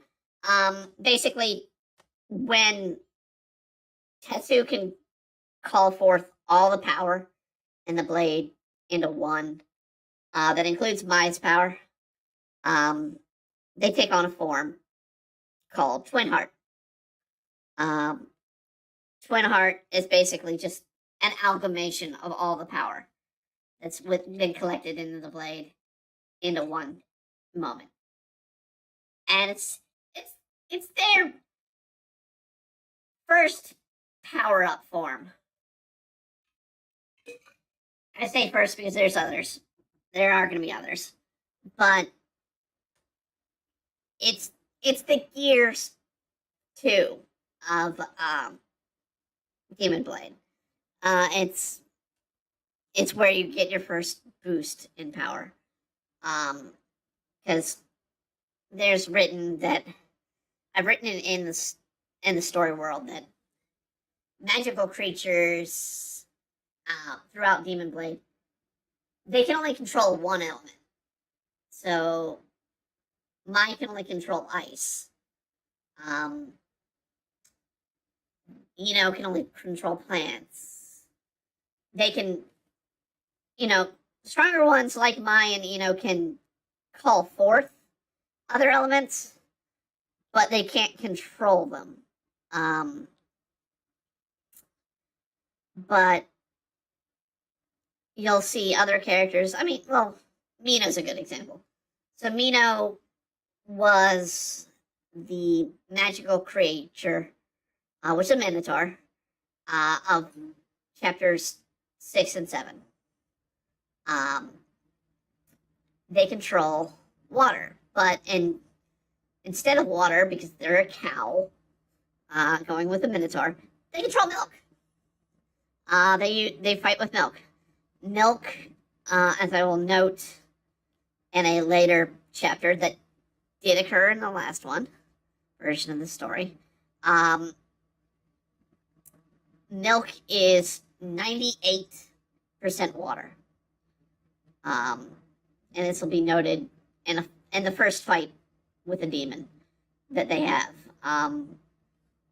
They use Mino's power because the demon can't really stand cold, despite attacking in the middle of February. They can't stand the cold. So they use Mino's power to kind of deal with the demon. And Mai's, because Mai's being nice. But Mai's being a bit, well, in that fight, the later part, she's a little bit more of a problem. But yeah, wanted to show off that music a bit, since we got a new one, Twin Heart.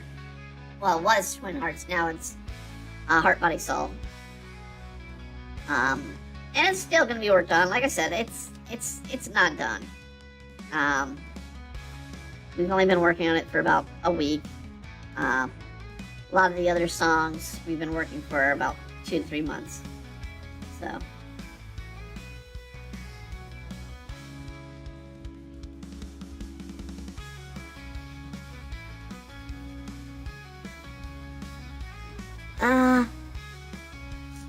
yeah, I kind of like what I've got going here with Esme and her outfit and her look.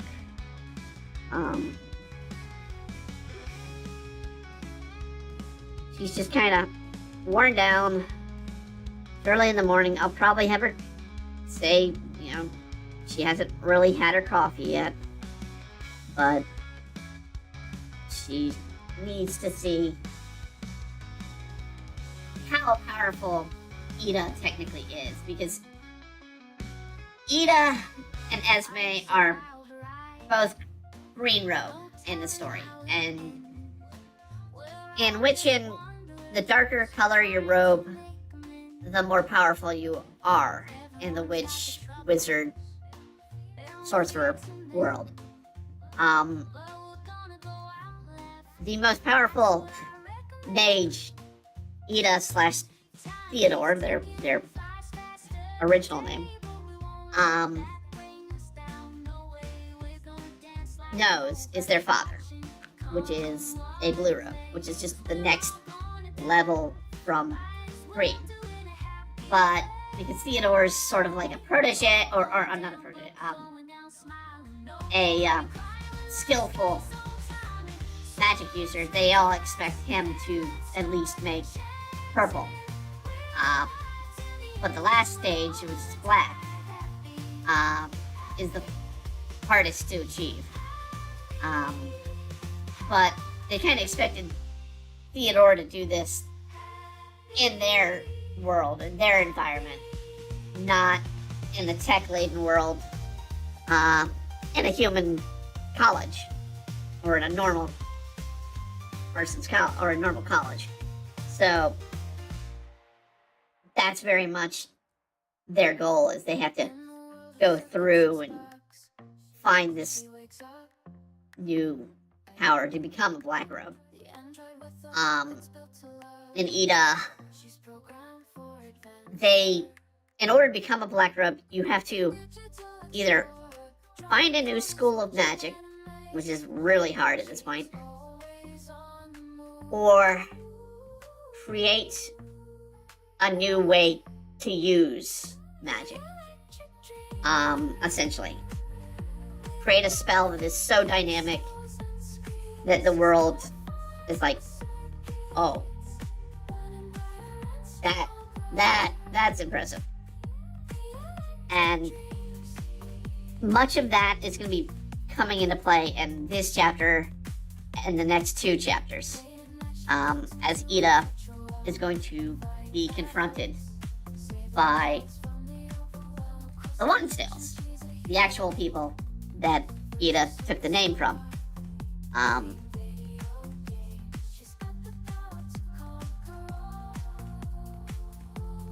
And because the last surviving Black Robe is the head of the Lonsdale family, which appeared in the last chapter. The yellow-eyed old man.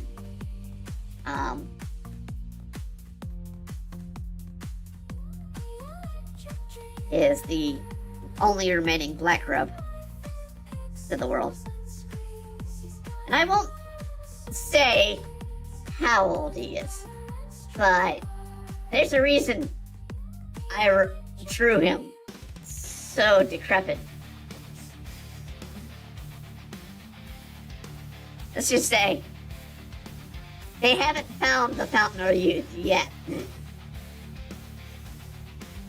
And Ida's not going to find it either. I don't plan on a Fountain of Youth. I like the concept that the magic world, age is still a problem.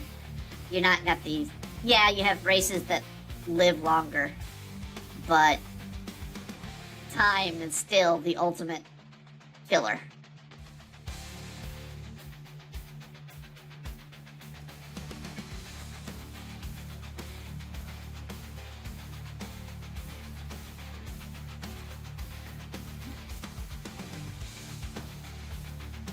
So let's see here. In this part, we wanted Ida to be putting down Doc. She needs to use her magic. So let's deselect there. So we're gonna do a little bit. Ida facing downward, shoulders, hands. Doc's can probably be looking at her.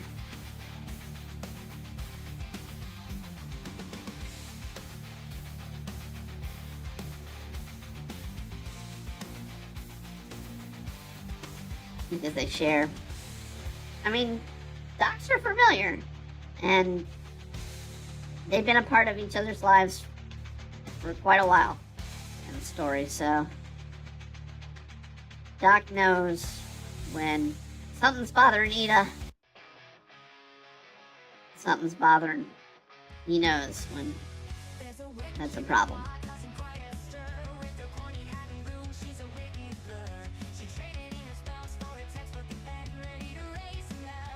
Hey, they're switching. This song took like 100 heads.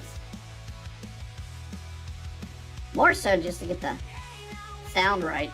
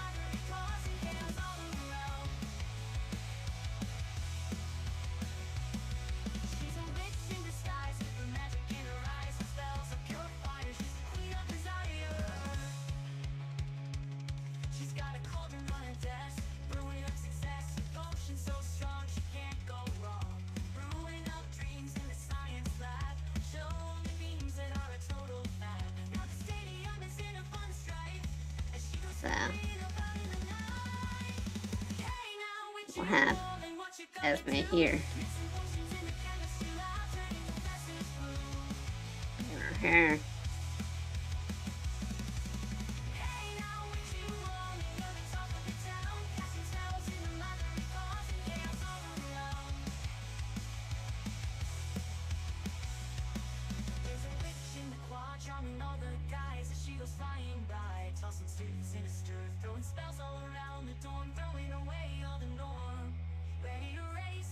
I do need to indicate the building they're attached to.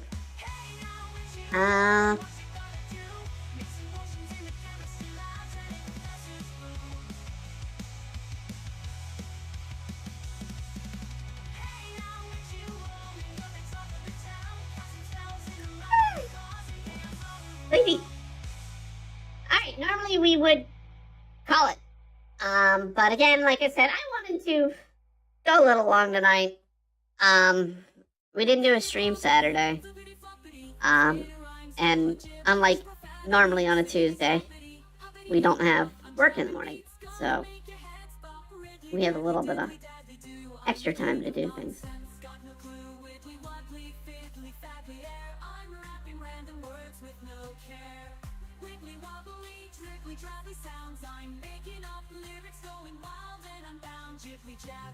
Gibberish is my thing. I'm the master of confusion.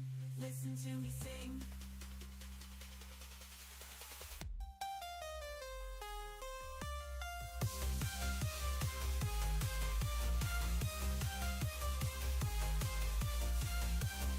I do like having Abigail being sort of playing the role of the silly older sister personality for Ida.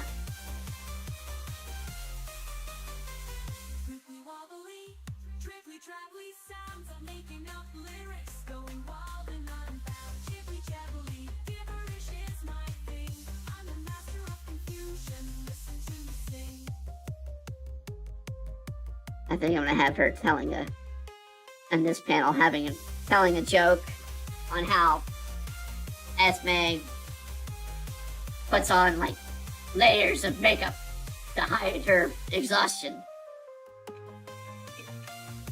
Something like that. I'll work on the joke. It takes a little time to write it, but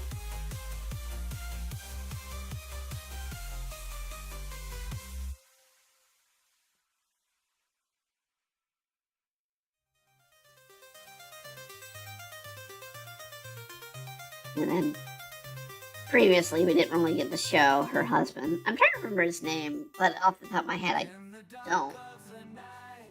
I have it written down, but it's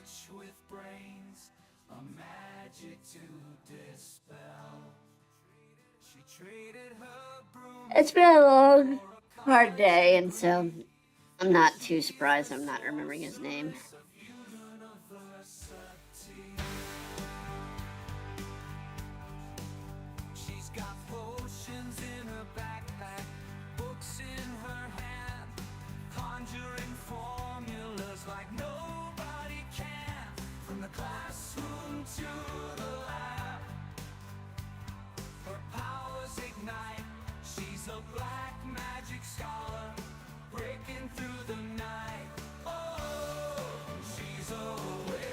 This was one of the first attempts to do a witching song.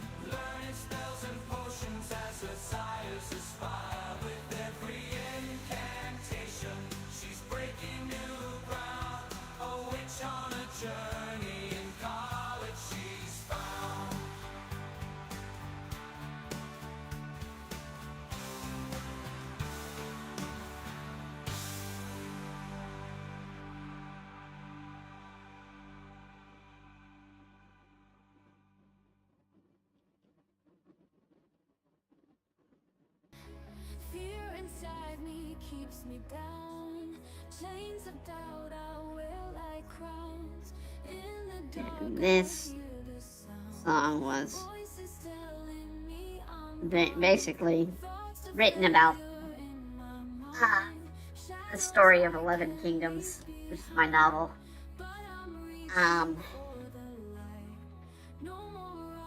as that's a lot of that is about dealing with the fears you have and fighting through the fear to survive.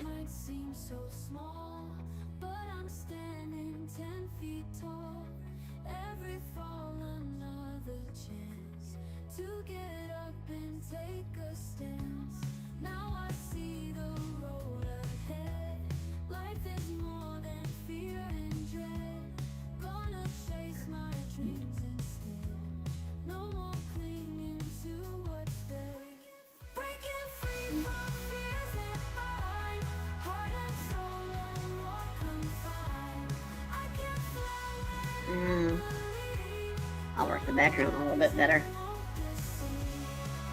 But yeah, when I draw out with Witchin especially, I'll think about how I want this particular scene to play out. And I think about, here's this one scene, keeping in mind elements of comic making. So there are certain things you want, and I'll pull this one up here. Not that one. This one. One, establishing page, or establishing shot. So this, while the others have been to this point are just the two girls walking through just random city streets. You don't know where they're going. But once I do this establishing shot with Abigail pointing out where they're going, it's an establishing shot. So it's setting up the setting of the scene. Then we have a character shot. So we have characters being shown through. We know we have Ida, Abigail, technically Doc. He's kind of off the panel, but he's usually just there for little in jokes. If you haven't caught on that he's been playing with a piece of Ida's hair from the beginning of this chapter, mostly this entire time. But has dropped it. Yeah, it goes on throughout this entire chapter. It's one of Doc's favorite things to pull on Edith. Here you go. But yeah, we also have Esme and her husband in the shot. And then we sort of, these two will set up the basis of this scene. So, Esme explaining, oh, well, I need to, as your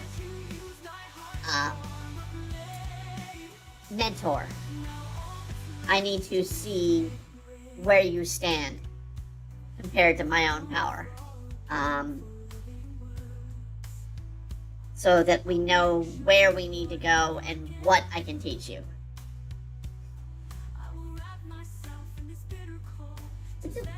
What this scene is. It's a way for me to show off magic.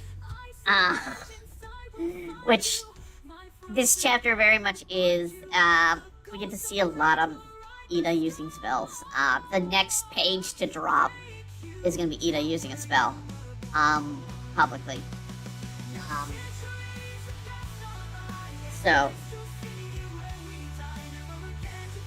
Versus the next chapter, which is going to be it's a little bit of magic, but it's going to be much dialogue heavy and joke heavy here and there, but also plot heavy, very plot heavy, which is why we have to vote. Go to demonblade.com, well no, patreon.com/demonblade and go and vote. It's a public vote, it's a public poll. You don't have to be a Patreon member to vote in that poll. or what the B plot will be. Do you want to see Doc versus Esme's familiar, which will be introduced in this scene? There will be a little panel or two of Doc meeting the familiar. I don't want to give it away. But yeah, that, or Abigail gets a call from her family. Is there tension? What's the setup? We don't know much about Abigail, other than she's an element of chaos. We know very little about Bridget. We only know that Diane's a bitch. No other way to put it. Esme, we see her tired and worn out, but she's got to run a shop. And Valorian, which Val for short. Let me see if I can. Let me see if I can pull up pages of each of them. I'm gonna hide it. Put it in here. Music. I'm gonna try and open a few pages here.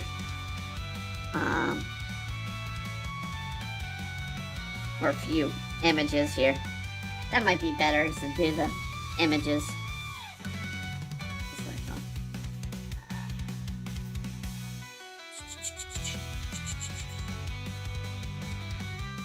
I know I have some promotional. Okay, this one will do it. So this will cover a few. So let's pull this back up. Blonde guy. That's Valorian. That's Abigail.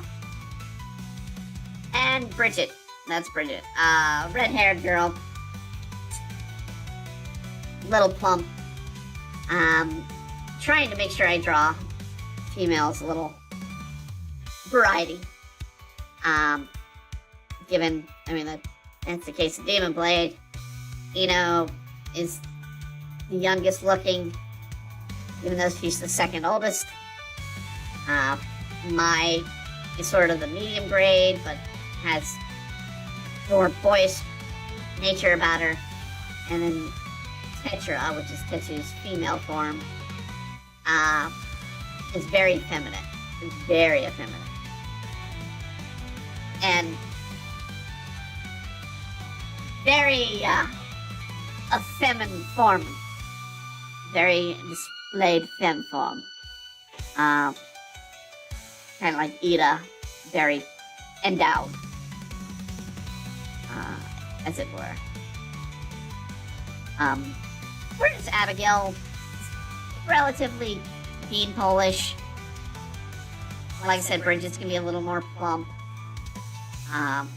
Diane's supposed to be like the perfect average beauty.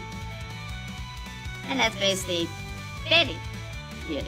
So we'll have colors as we go, but it's important to know who you have as your main cast and how they look. Especially when you have someone like me who likes to change their look all the time. So I won't have characters drawn in the same outfits, sometimes in the same issue. Demon Blade, this very issue of Demon Blade, issue 10, there are 3, if not 4, costume changes for Tetsu alone. Not Tetra. Well, technically Tetra would be 1.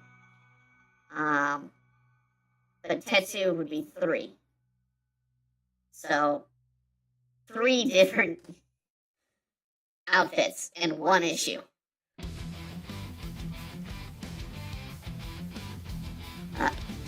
Finally got the right part there.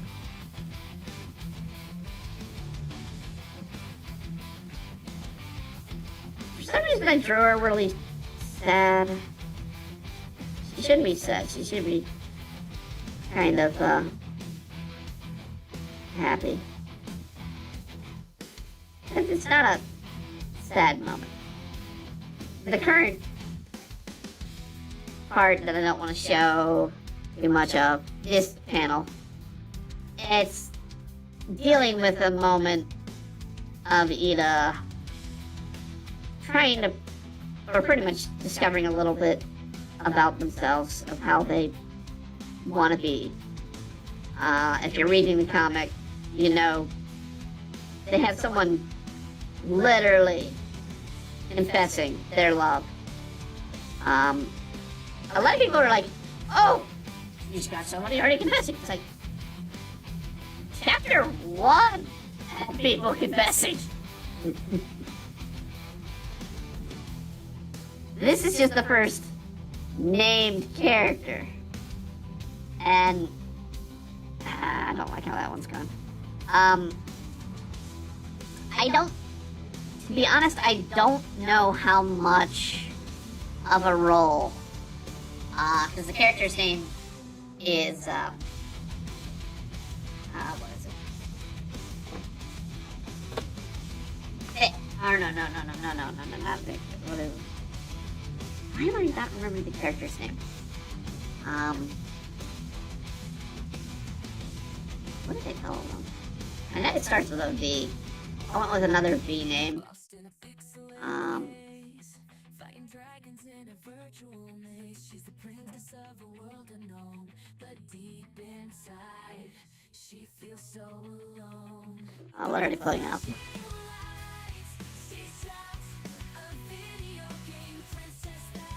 Sid. It's not even a V name. Sid. Sydney is her full name. But, yeah. The, tech nerd goth girl.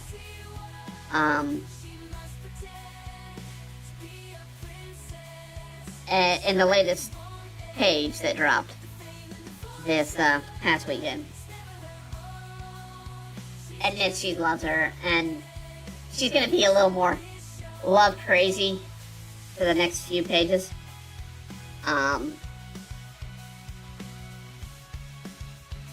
And it's part of it is basically playing on the concept that Ida's naivety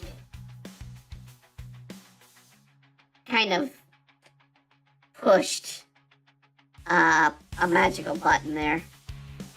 That I'll explain a bit in 2 pages.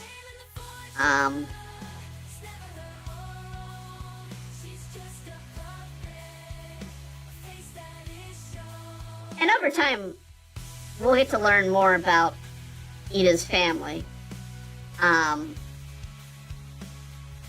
But it's going to be involved with the family problems.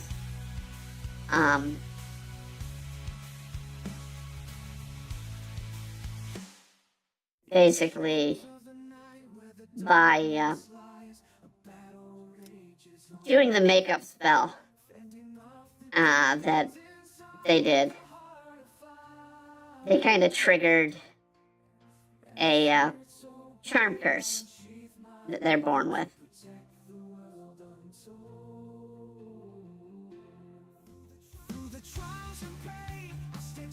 So they're not too aware of it at this point, but basically Ida's gonna admit, she's like, I don't know, my family has a history of having a problem related to our magics, going about, starting with her mom. Basically, her mom is a well-known precog. She can tell the future and whatnot. The curse being, there's some people she can't see beyond their past. And I mean in a literal, humorous sense. Her brother, Ida's brother, Dave, is perpetually in his mother's eyes, 3 years old. despite the fact that he's 16. So, his brother being 16, and his mom constantly thinking he's a 3-year-old toddler, and can never see beyond that, despite her immense abilities to predict the futures.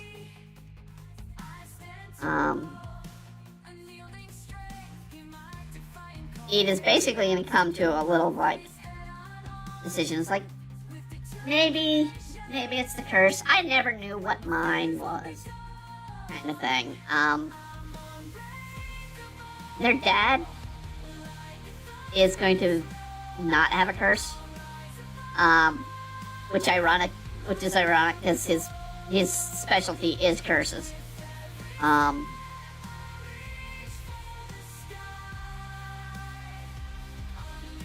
And Ida's specialty is transmutation, so.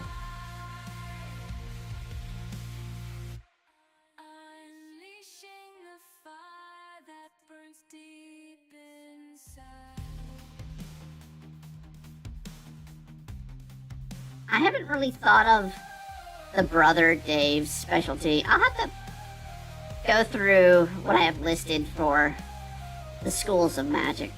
There's more than just like what Wizards of the Coast D&D have as schools of magic and witching. So it's like,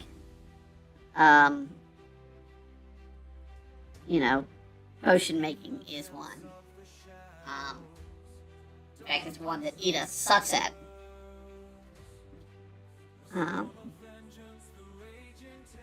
There's going to be a reference at one point. It's like, broom riding was considered one, but no one takes that seriously as one of the schools. It's basically like everybody learns how to ride a broom, but yeah, there'll be some expert or something at it. Ida's best friend, which will, growing up, which we've heard a little bit of, but will be introduced later in the comic, Rylan.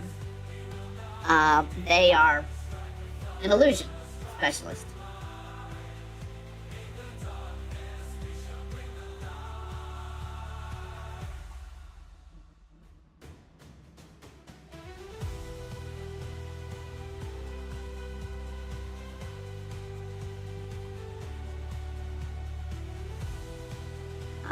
Another one that we've referenced, but we haven't shown. Hallie is an enchantment specialist, just like Esme's husband is an enchantment specialist. Typically, the enchantment ones are the more sought for careers because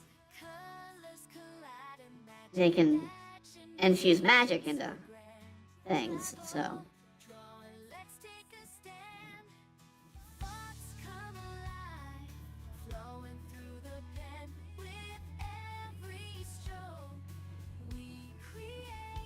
I'm not gonna do the pupils yet. But yeah. And it's nice to get out here, do some drawings. We'll of course be back on Friday. With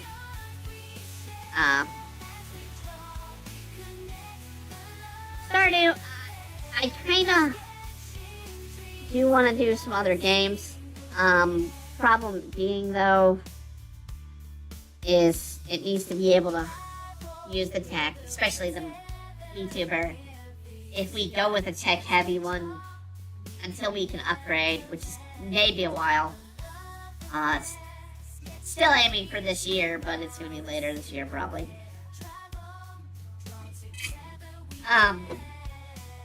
The tech may have to be lower quality.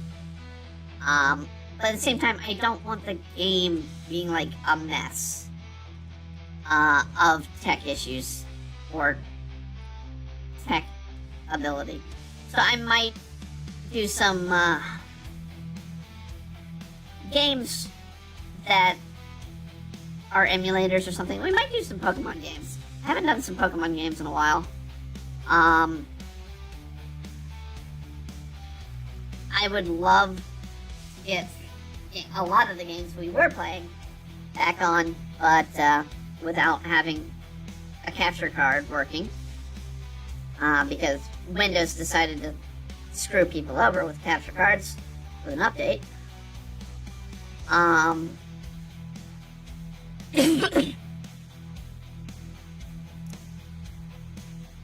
I can't play some of the more modern games.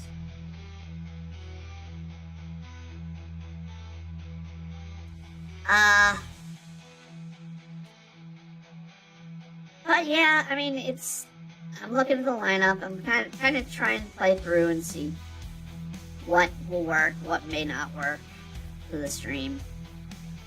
If you have a suggestion, let me know. I mean, we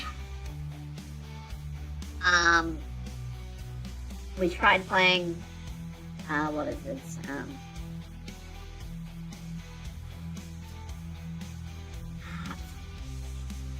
Why is it escaping my head?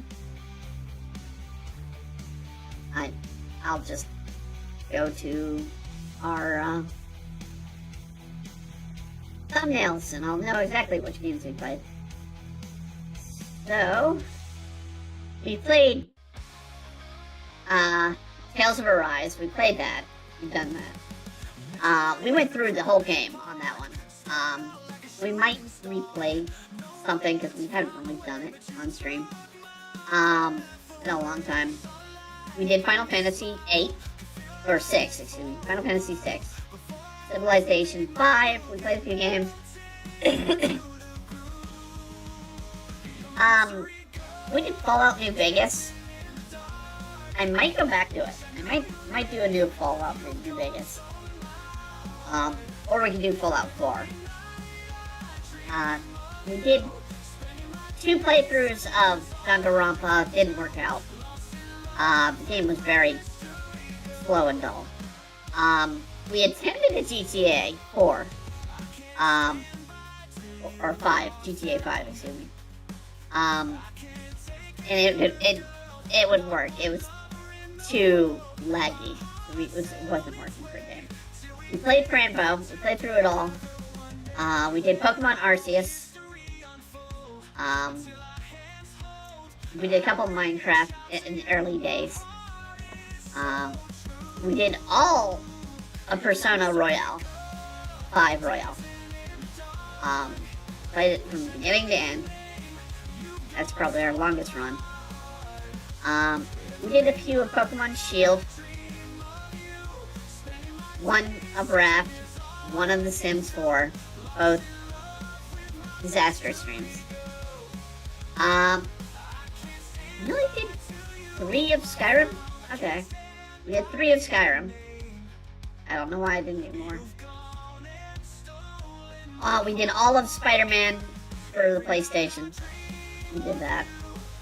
And of course Stardew Valley, which we've done several of. We were set to go through all the Tales games, but we only really played Tales of Symphonia and Tales of Arise. We did do a few Yakuza and Undertale. That's the one that was slipping my mind. We had Undertale. I don't know if I'd go back to Undertale. We did 5, it looks like. We did Ni no Kuni. That didn't go over well from people. And Sonic Murder. The plan was originally to continue with Yakuza 0. The problem was, that's right when our capture card died and Windows refused to acknowledge capture cards anymore, that aren't built into the system. So I can't play more Yakuza. It was a really good stream, and I love the game. I played the game all the way through since. But I have a couple others on the lineup. But Steam, I went on Steam this week Steam is scaring me. There's a lot of adult games now on Steam. I thought Steam was not letting them through. I know PlayStation is like, no, we're not putting adult games on. But the Switch does. And if I didn't have streaming partners that I had to stream, family-friendly content, we might would have played some of those.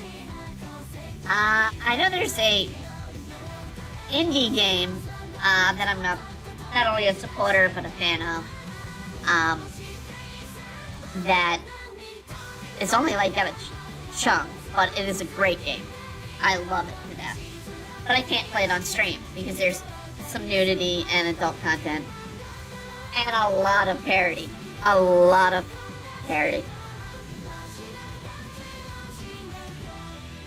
But, yeah. I mean, if there's a game you want me to play, even if it's later down the line, I know we have Hogwarts Legacy is on the list for later. We will do GTA 5 at one point down the list. Maybe GTA 6. And the Final Fantasy 7 remakes we'll do down the list. But I don't know how many others I have on the list. I literally was thinking maybe do Chrono Trigger for a few episodes.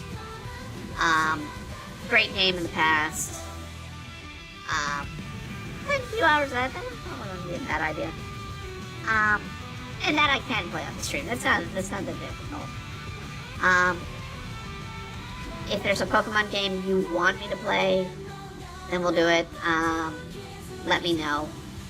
I will say I can't do the modern ones. So Scarlet, even Sword and Shield. Even though I have Sword and Shield, we can't really do because we need something we'd have to emulate. Bookaboo, hey, how's it going? But, yeah. Well, then take suggestions. Just leave a comment and what you want to hear or see. Or do you want to see more art streams? Dining and Noodles, hopefully. I actually have some lineup now. We've gone a few weeks without any lineup for Dining and Noodles. We finally have some lineup of some art to do. And we've been sick. So we haven't been able to draw it. But yeah. I do have a few requests for Dining and Noodles. Good. Going good, thanks. I'm almost done making cupcakes, which means I can stop pacing the floor pretty soon. Oh, what kind of cupcakes? I'm not supposed to eat them? But damn it, they're cupcakes. Thank you. Yeah, today was the first day I had solid food. So, getting sick during Friday's stream was not a good sign. But yeah, had myself some Jersey Mike's for the evening to celebrate me eating solid food again. Lemon with cherry icing. Ooh. I really like that flavor combo. That sounds kind of like a cherry lemonade concept. Oh. That's like the dark chocolate strawberry pie I made years ago.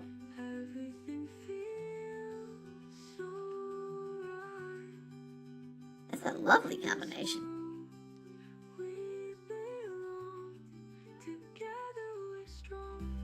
But yeah.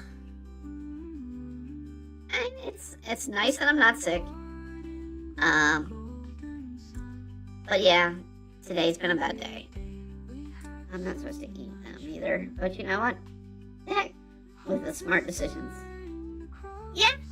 I mean, I'm supposed to avoid gluten and dairy, and yeah, I had cheese for lunch, or cheese with my lunch. So still having that, and I had a sandwich for dinner. So bread and cheese and dairy. I've never had cherry lemonade. That's pretty good.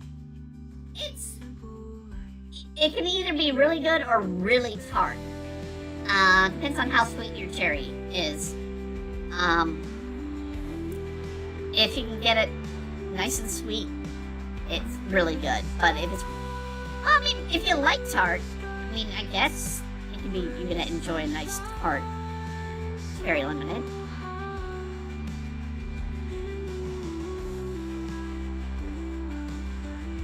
Around here, I'm used to limeades and lemonades, so it's not unheard of for a cherry limeade. But there's also cherry lemonade for those who like lemon. I'm not supposed to have any citrus. That's the worst part. So lemon and lime have been something I've been depriving myself of, as well as orange, which was hard in the winter because it's like it's the one fruit I can get in excess is oranges.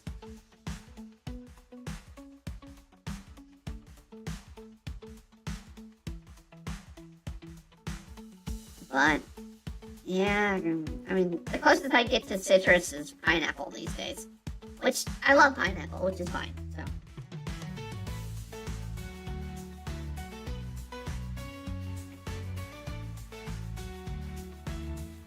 Only problem with pineapple is a lot of sugar.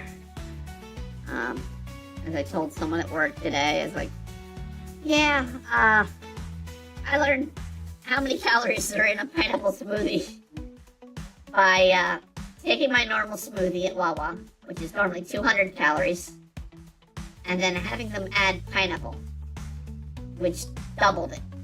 So I'm a T1. I'm supposed to watch the carbs I eat. Okay. Diabetic class 1 or T1. Okay. It's important to watch the carbs. Yes. Doesn't matter if you're diabetic or not. I mean, it's important. My problem is everything's delicious in carbs. Yeah. Well, bacon. Bacon is not high in carbs. I say that as I made or cooked bacon last night for my meal, to go over my mashed potatoes. Because carbs are pretty much how I live these days. Because I'm not allowed a lot of fruits and vegetables. So it's like, live by carbs. Bacon is the exception. Yes. I'd be in trouble if they told me I can't have any red meat. I'd be like, oh crap. That leaves me chicken and turkey. And it's like, they're like, oh, you can have fish. It's like, nope, allergic. So, yeah. If I was allergic to fish, I would be in so much in better shape. Because then I'd be eating fish all the time. It'd be a lot easier to get. I laid it at your feet. You wrapped it up, but you played it all so sweet. Thought we had something real, something true, but you had a plan. Got me feeling like a fool. But yeah, my body just, it's hard to list what I can eat. I mean, it's pretty much any simple and easy to digest food is what I can eat, as long as I'm not already allergic to it.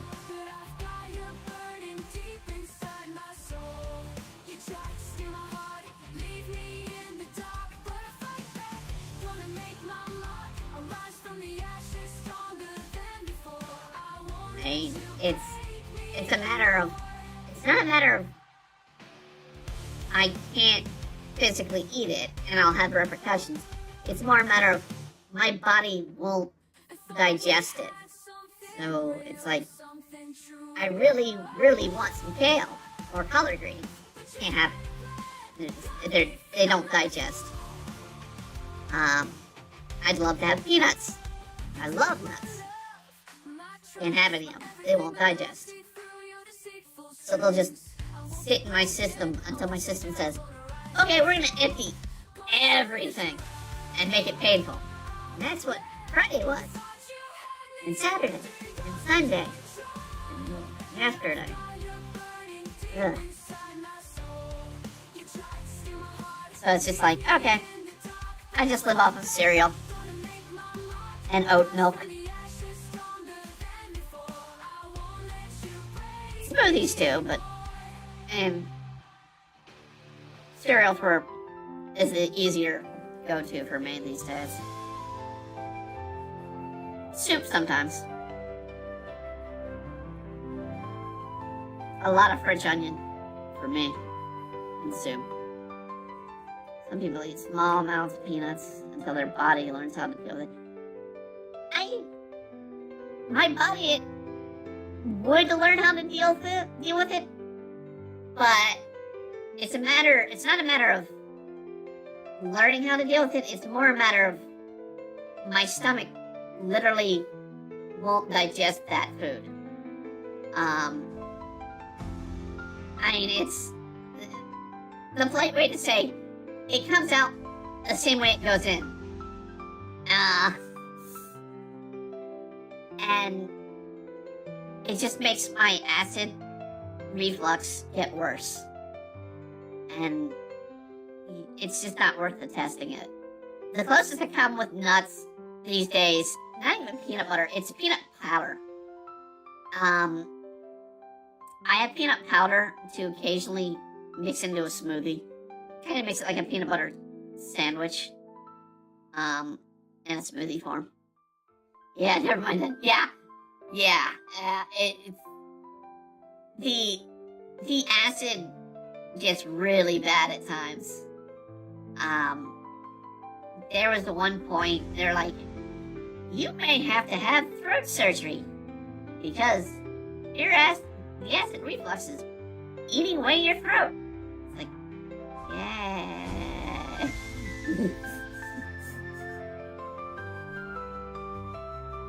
So far, we're avoiding that. We're avoiding that angle. And we've controlled most of the pain. There are still times that I'm gonna have flare-ups. And that's what this week was. Sadly. It was a flare-up. Something got triggered. And, yeah. My body just didn't want to digest. And it just wanted to expel anything it took in. Those days are known as I hate to give them the promotion, but honestly, they should sponsor me in my life. Gatorade days. Because my body just spits out all of it. Everything that's in me. And I become so dehydrated. I've ended up in the hospital because of it several times in the past, where they kind of have to just give me fluids.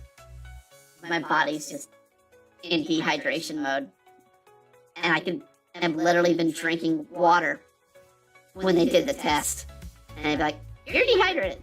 I'm like, wow.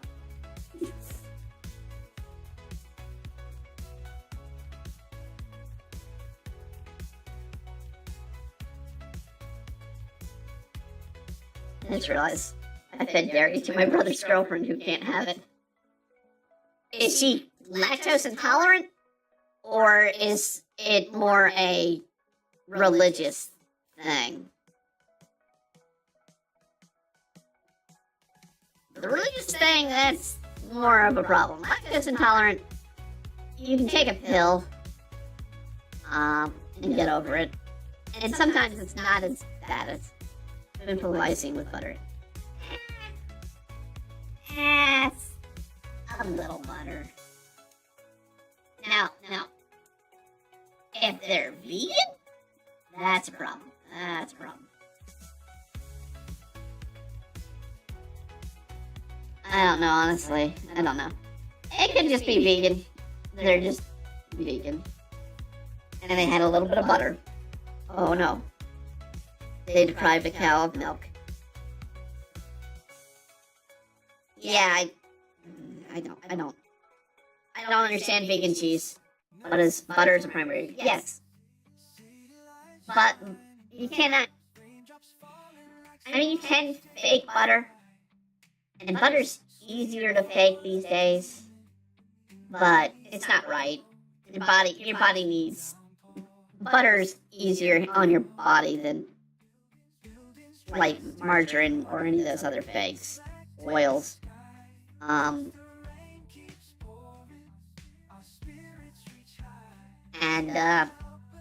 mean, it's the same with dairy. Most people become lactose intolerant as they get older.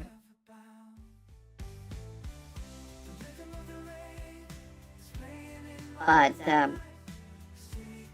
vegans, I'm sorry, you do not have an answer for cheese. Until you have an answer for cheese, I am not going to even contemplate going vegan. Plus, bacon is too good. Sorry. But I will gladly feast upon gazpacho soup.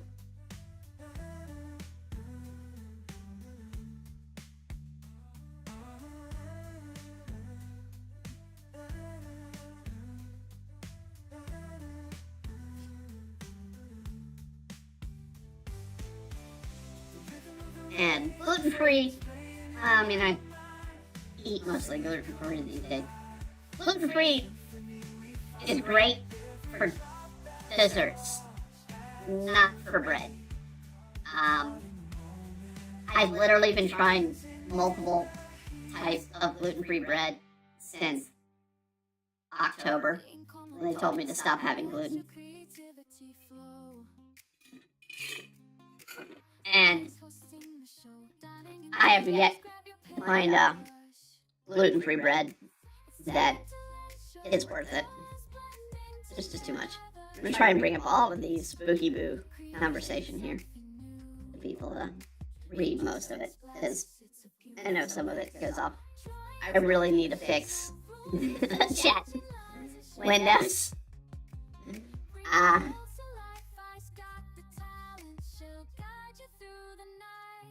But actually, yeah, let's bring a save to this. I do need to save this page.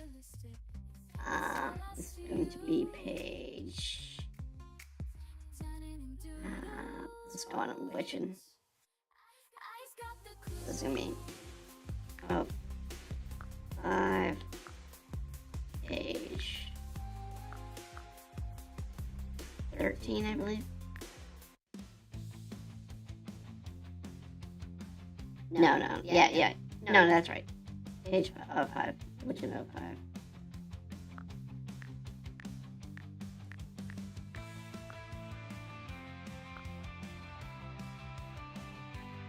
So, yeah. I respect people who are vegan, but I hate those vegans who are eating meat as a ritual holocaust.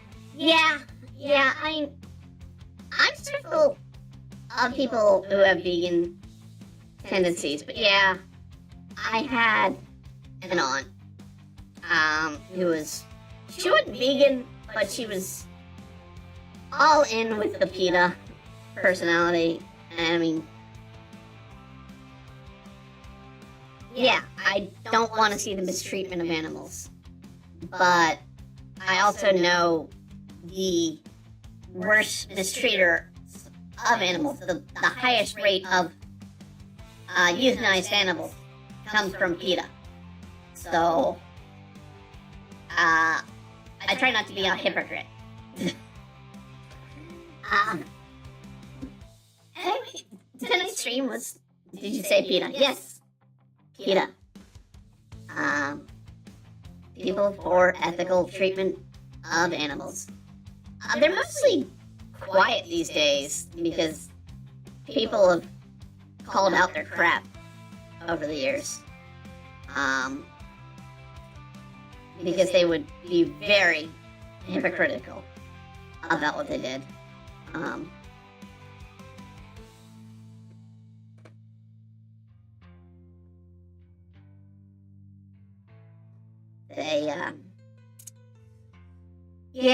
Once people learned they euthanize most of the animals in the world that they save, questionably, they were called out for their humane treatment. I mean, as tonight's stream was, I mean, the get-go from it all, we've covered animals attacking people. And that is bad, but also make up the game guides for Animal Crossing and Minecraft, like a vegan thing, yes. Just a bunch of pixels. Yeah. Well, maybe we should play those one stream.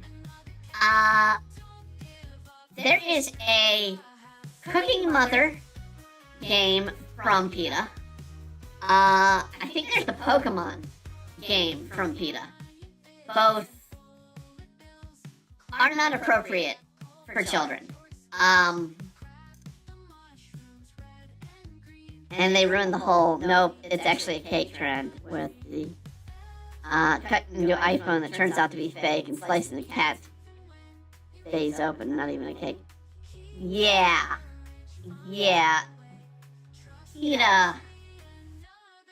PETA is not good people.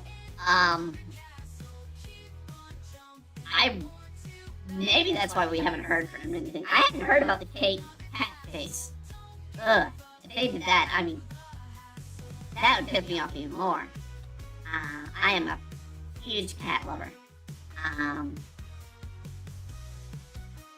And that would really piss me off. But, I mean, that's the way they work.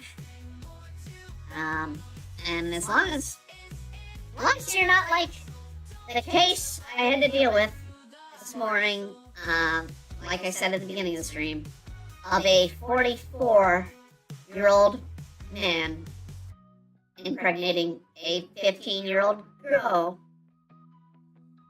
I have no problem with you.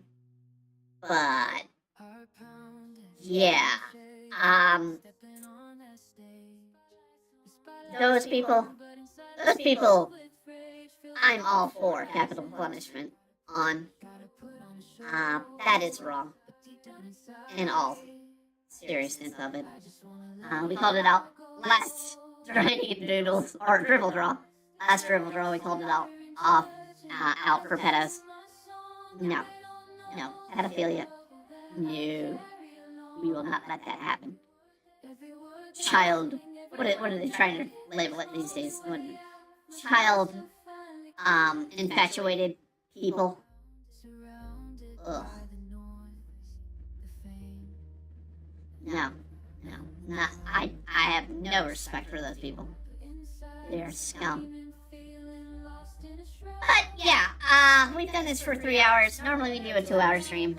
But I do want to thank Pokeboo for joining in here. Definitely want to go after those cupcakes. Want to thank Ian Mania and Ayoshi Kiyoshi as well, who joined in on chat. As always, go out there and be the best you that you can be. Don't be a pedophile, please. I don't know why I have to say that, but don't be a pedophile. I don't want to see those cases come across my desk. And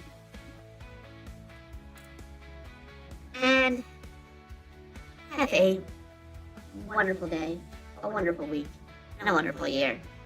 Good night, everybody.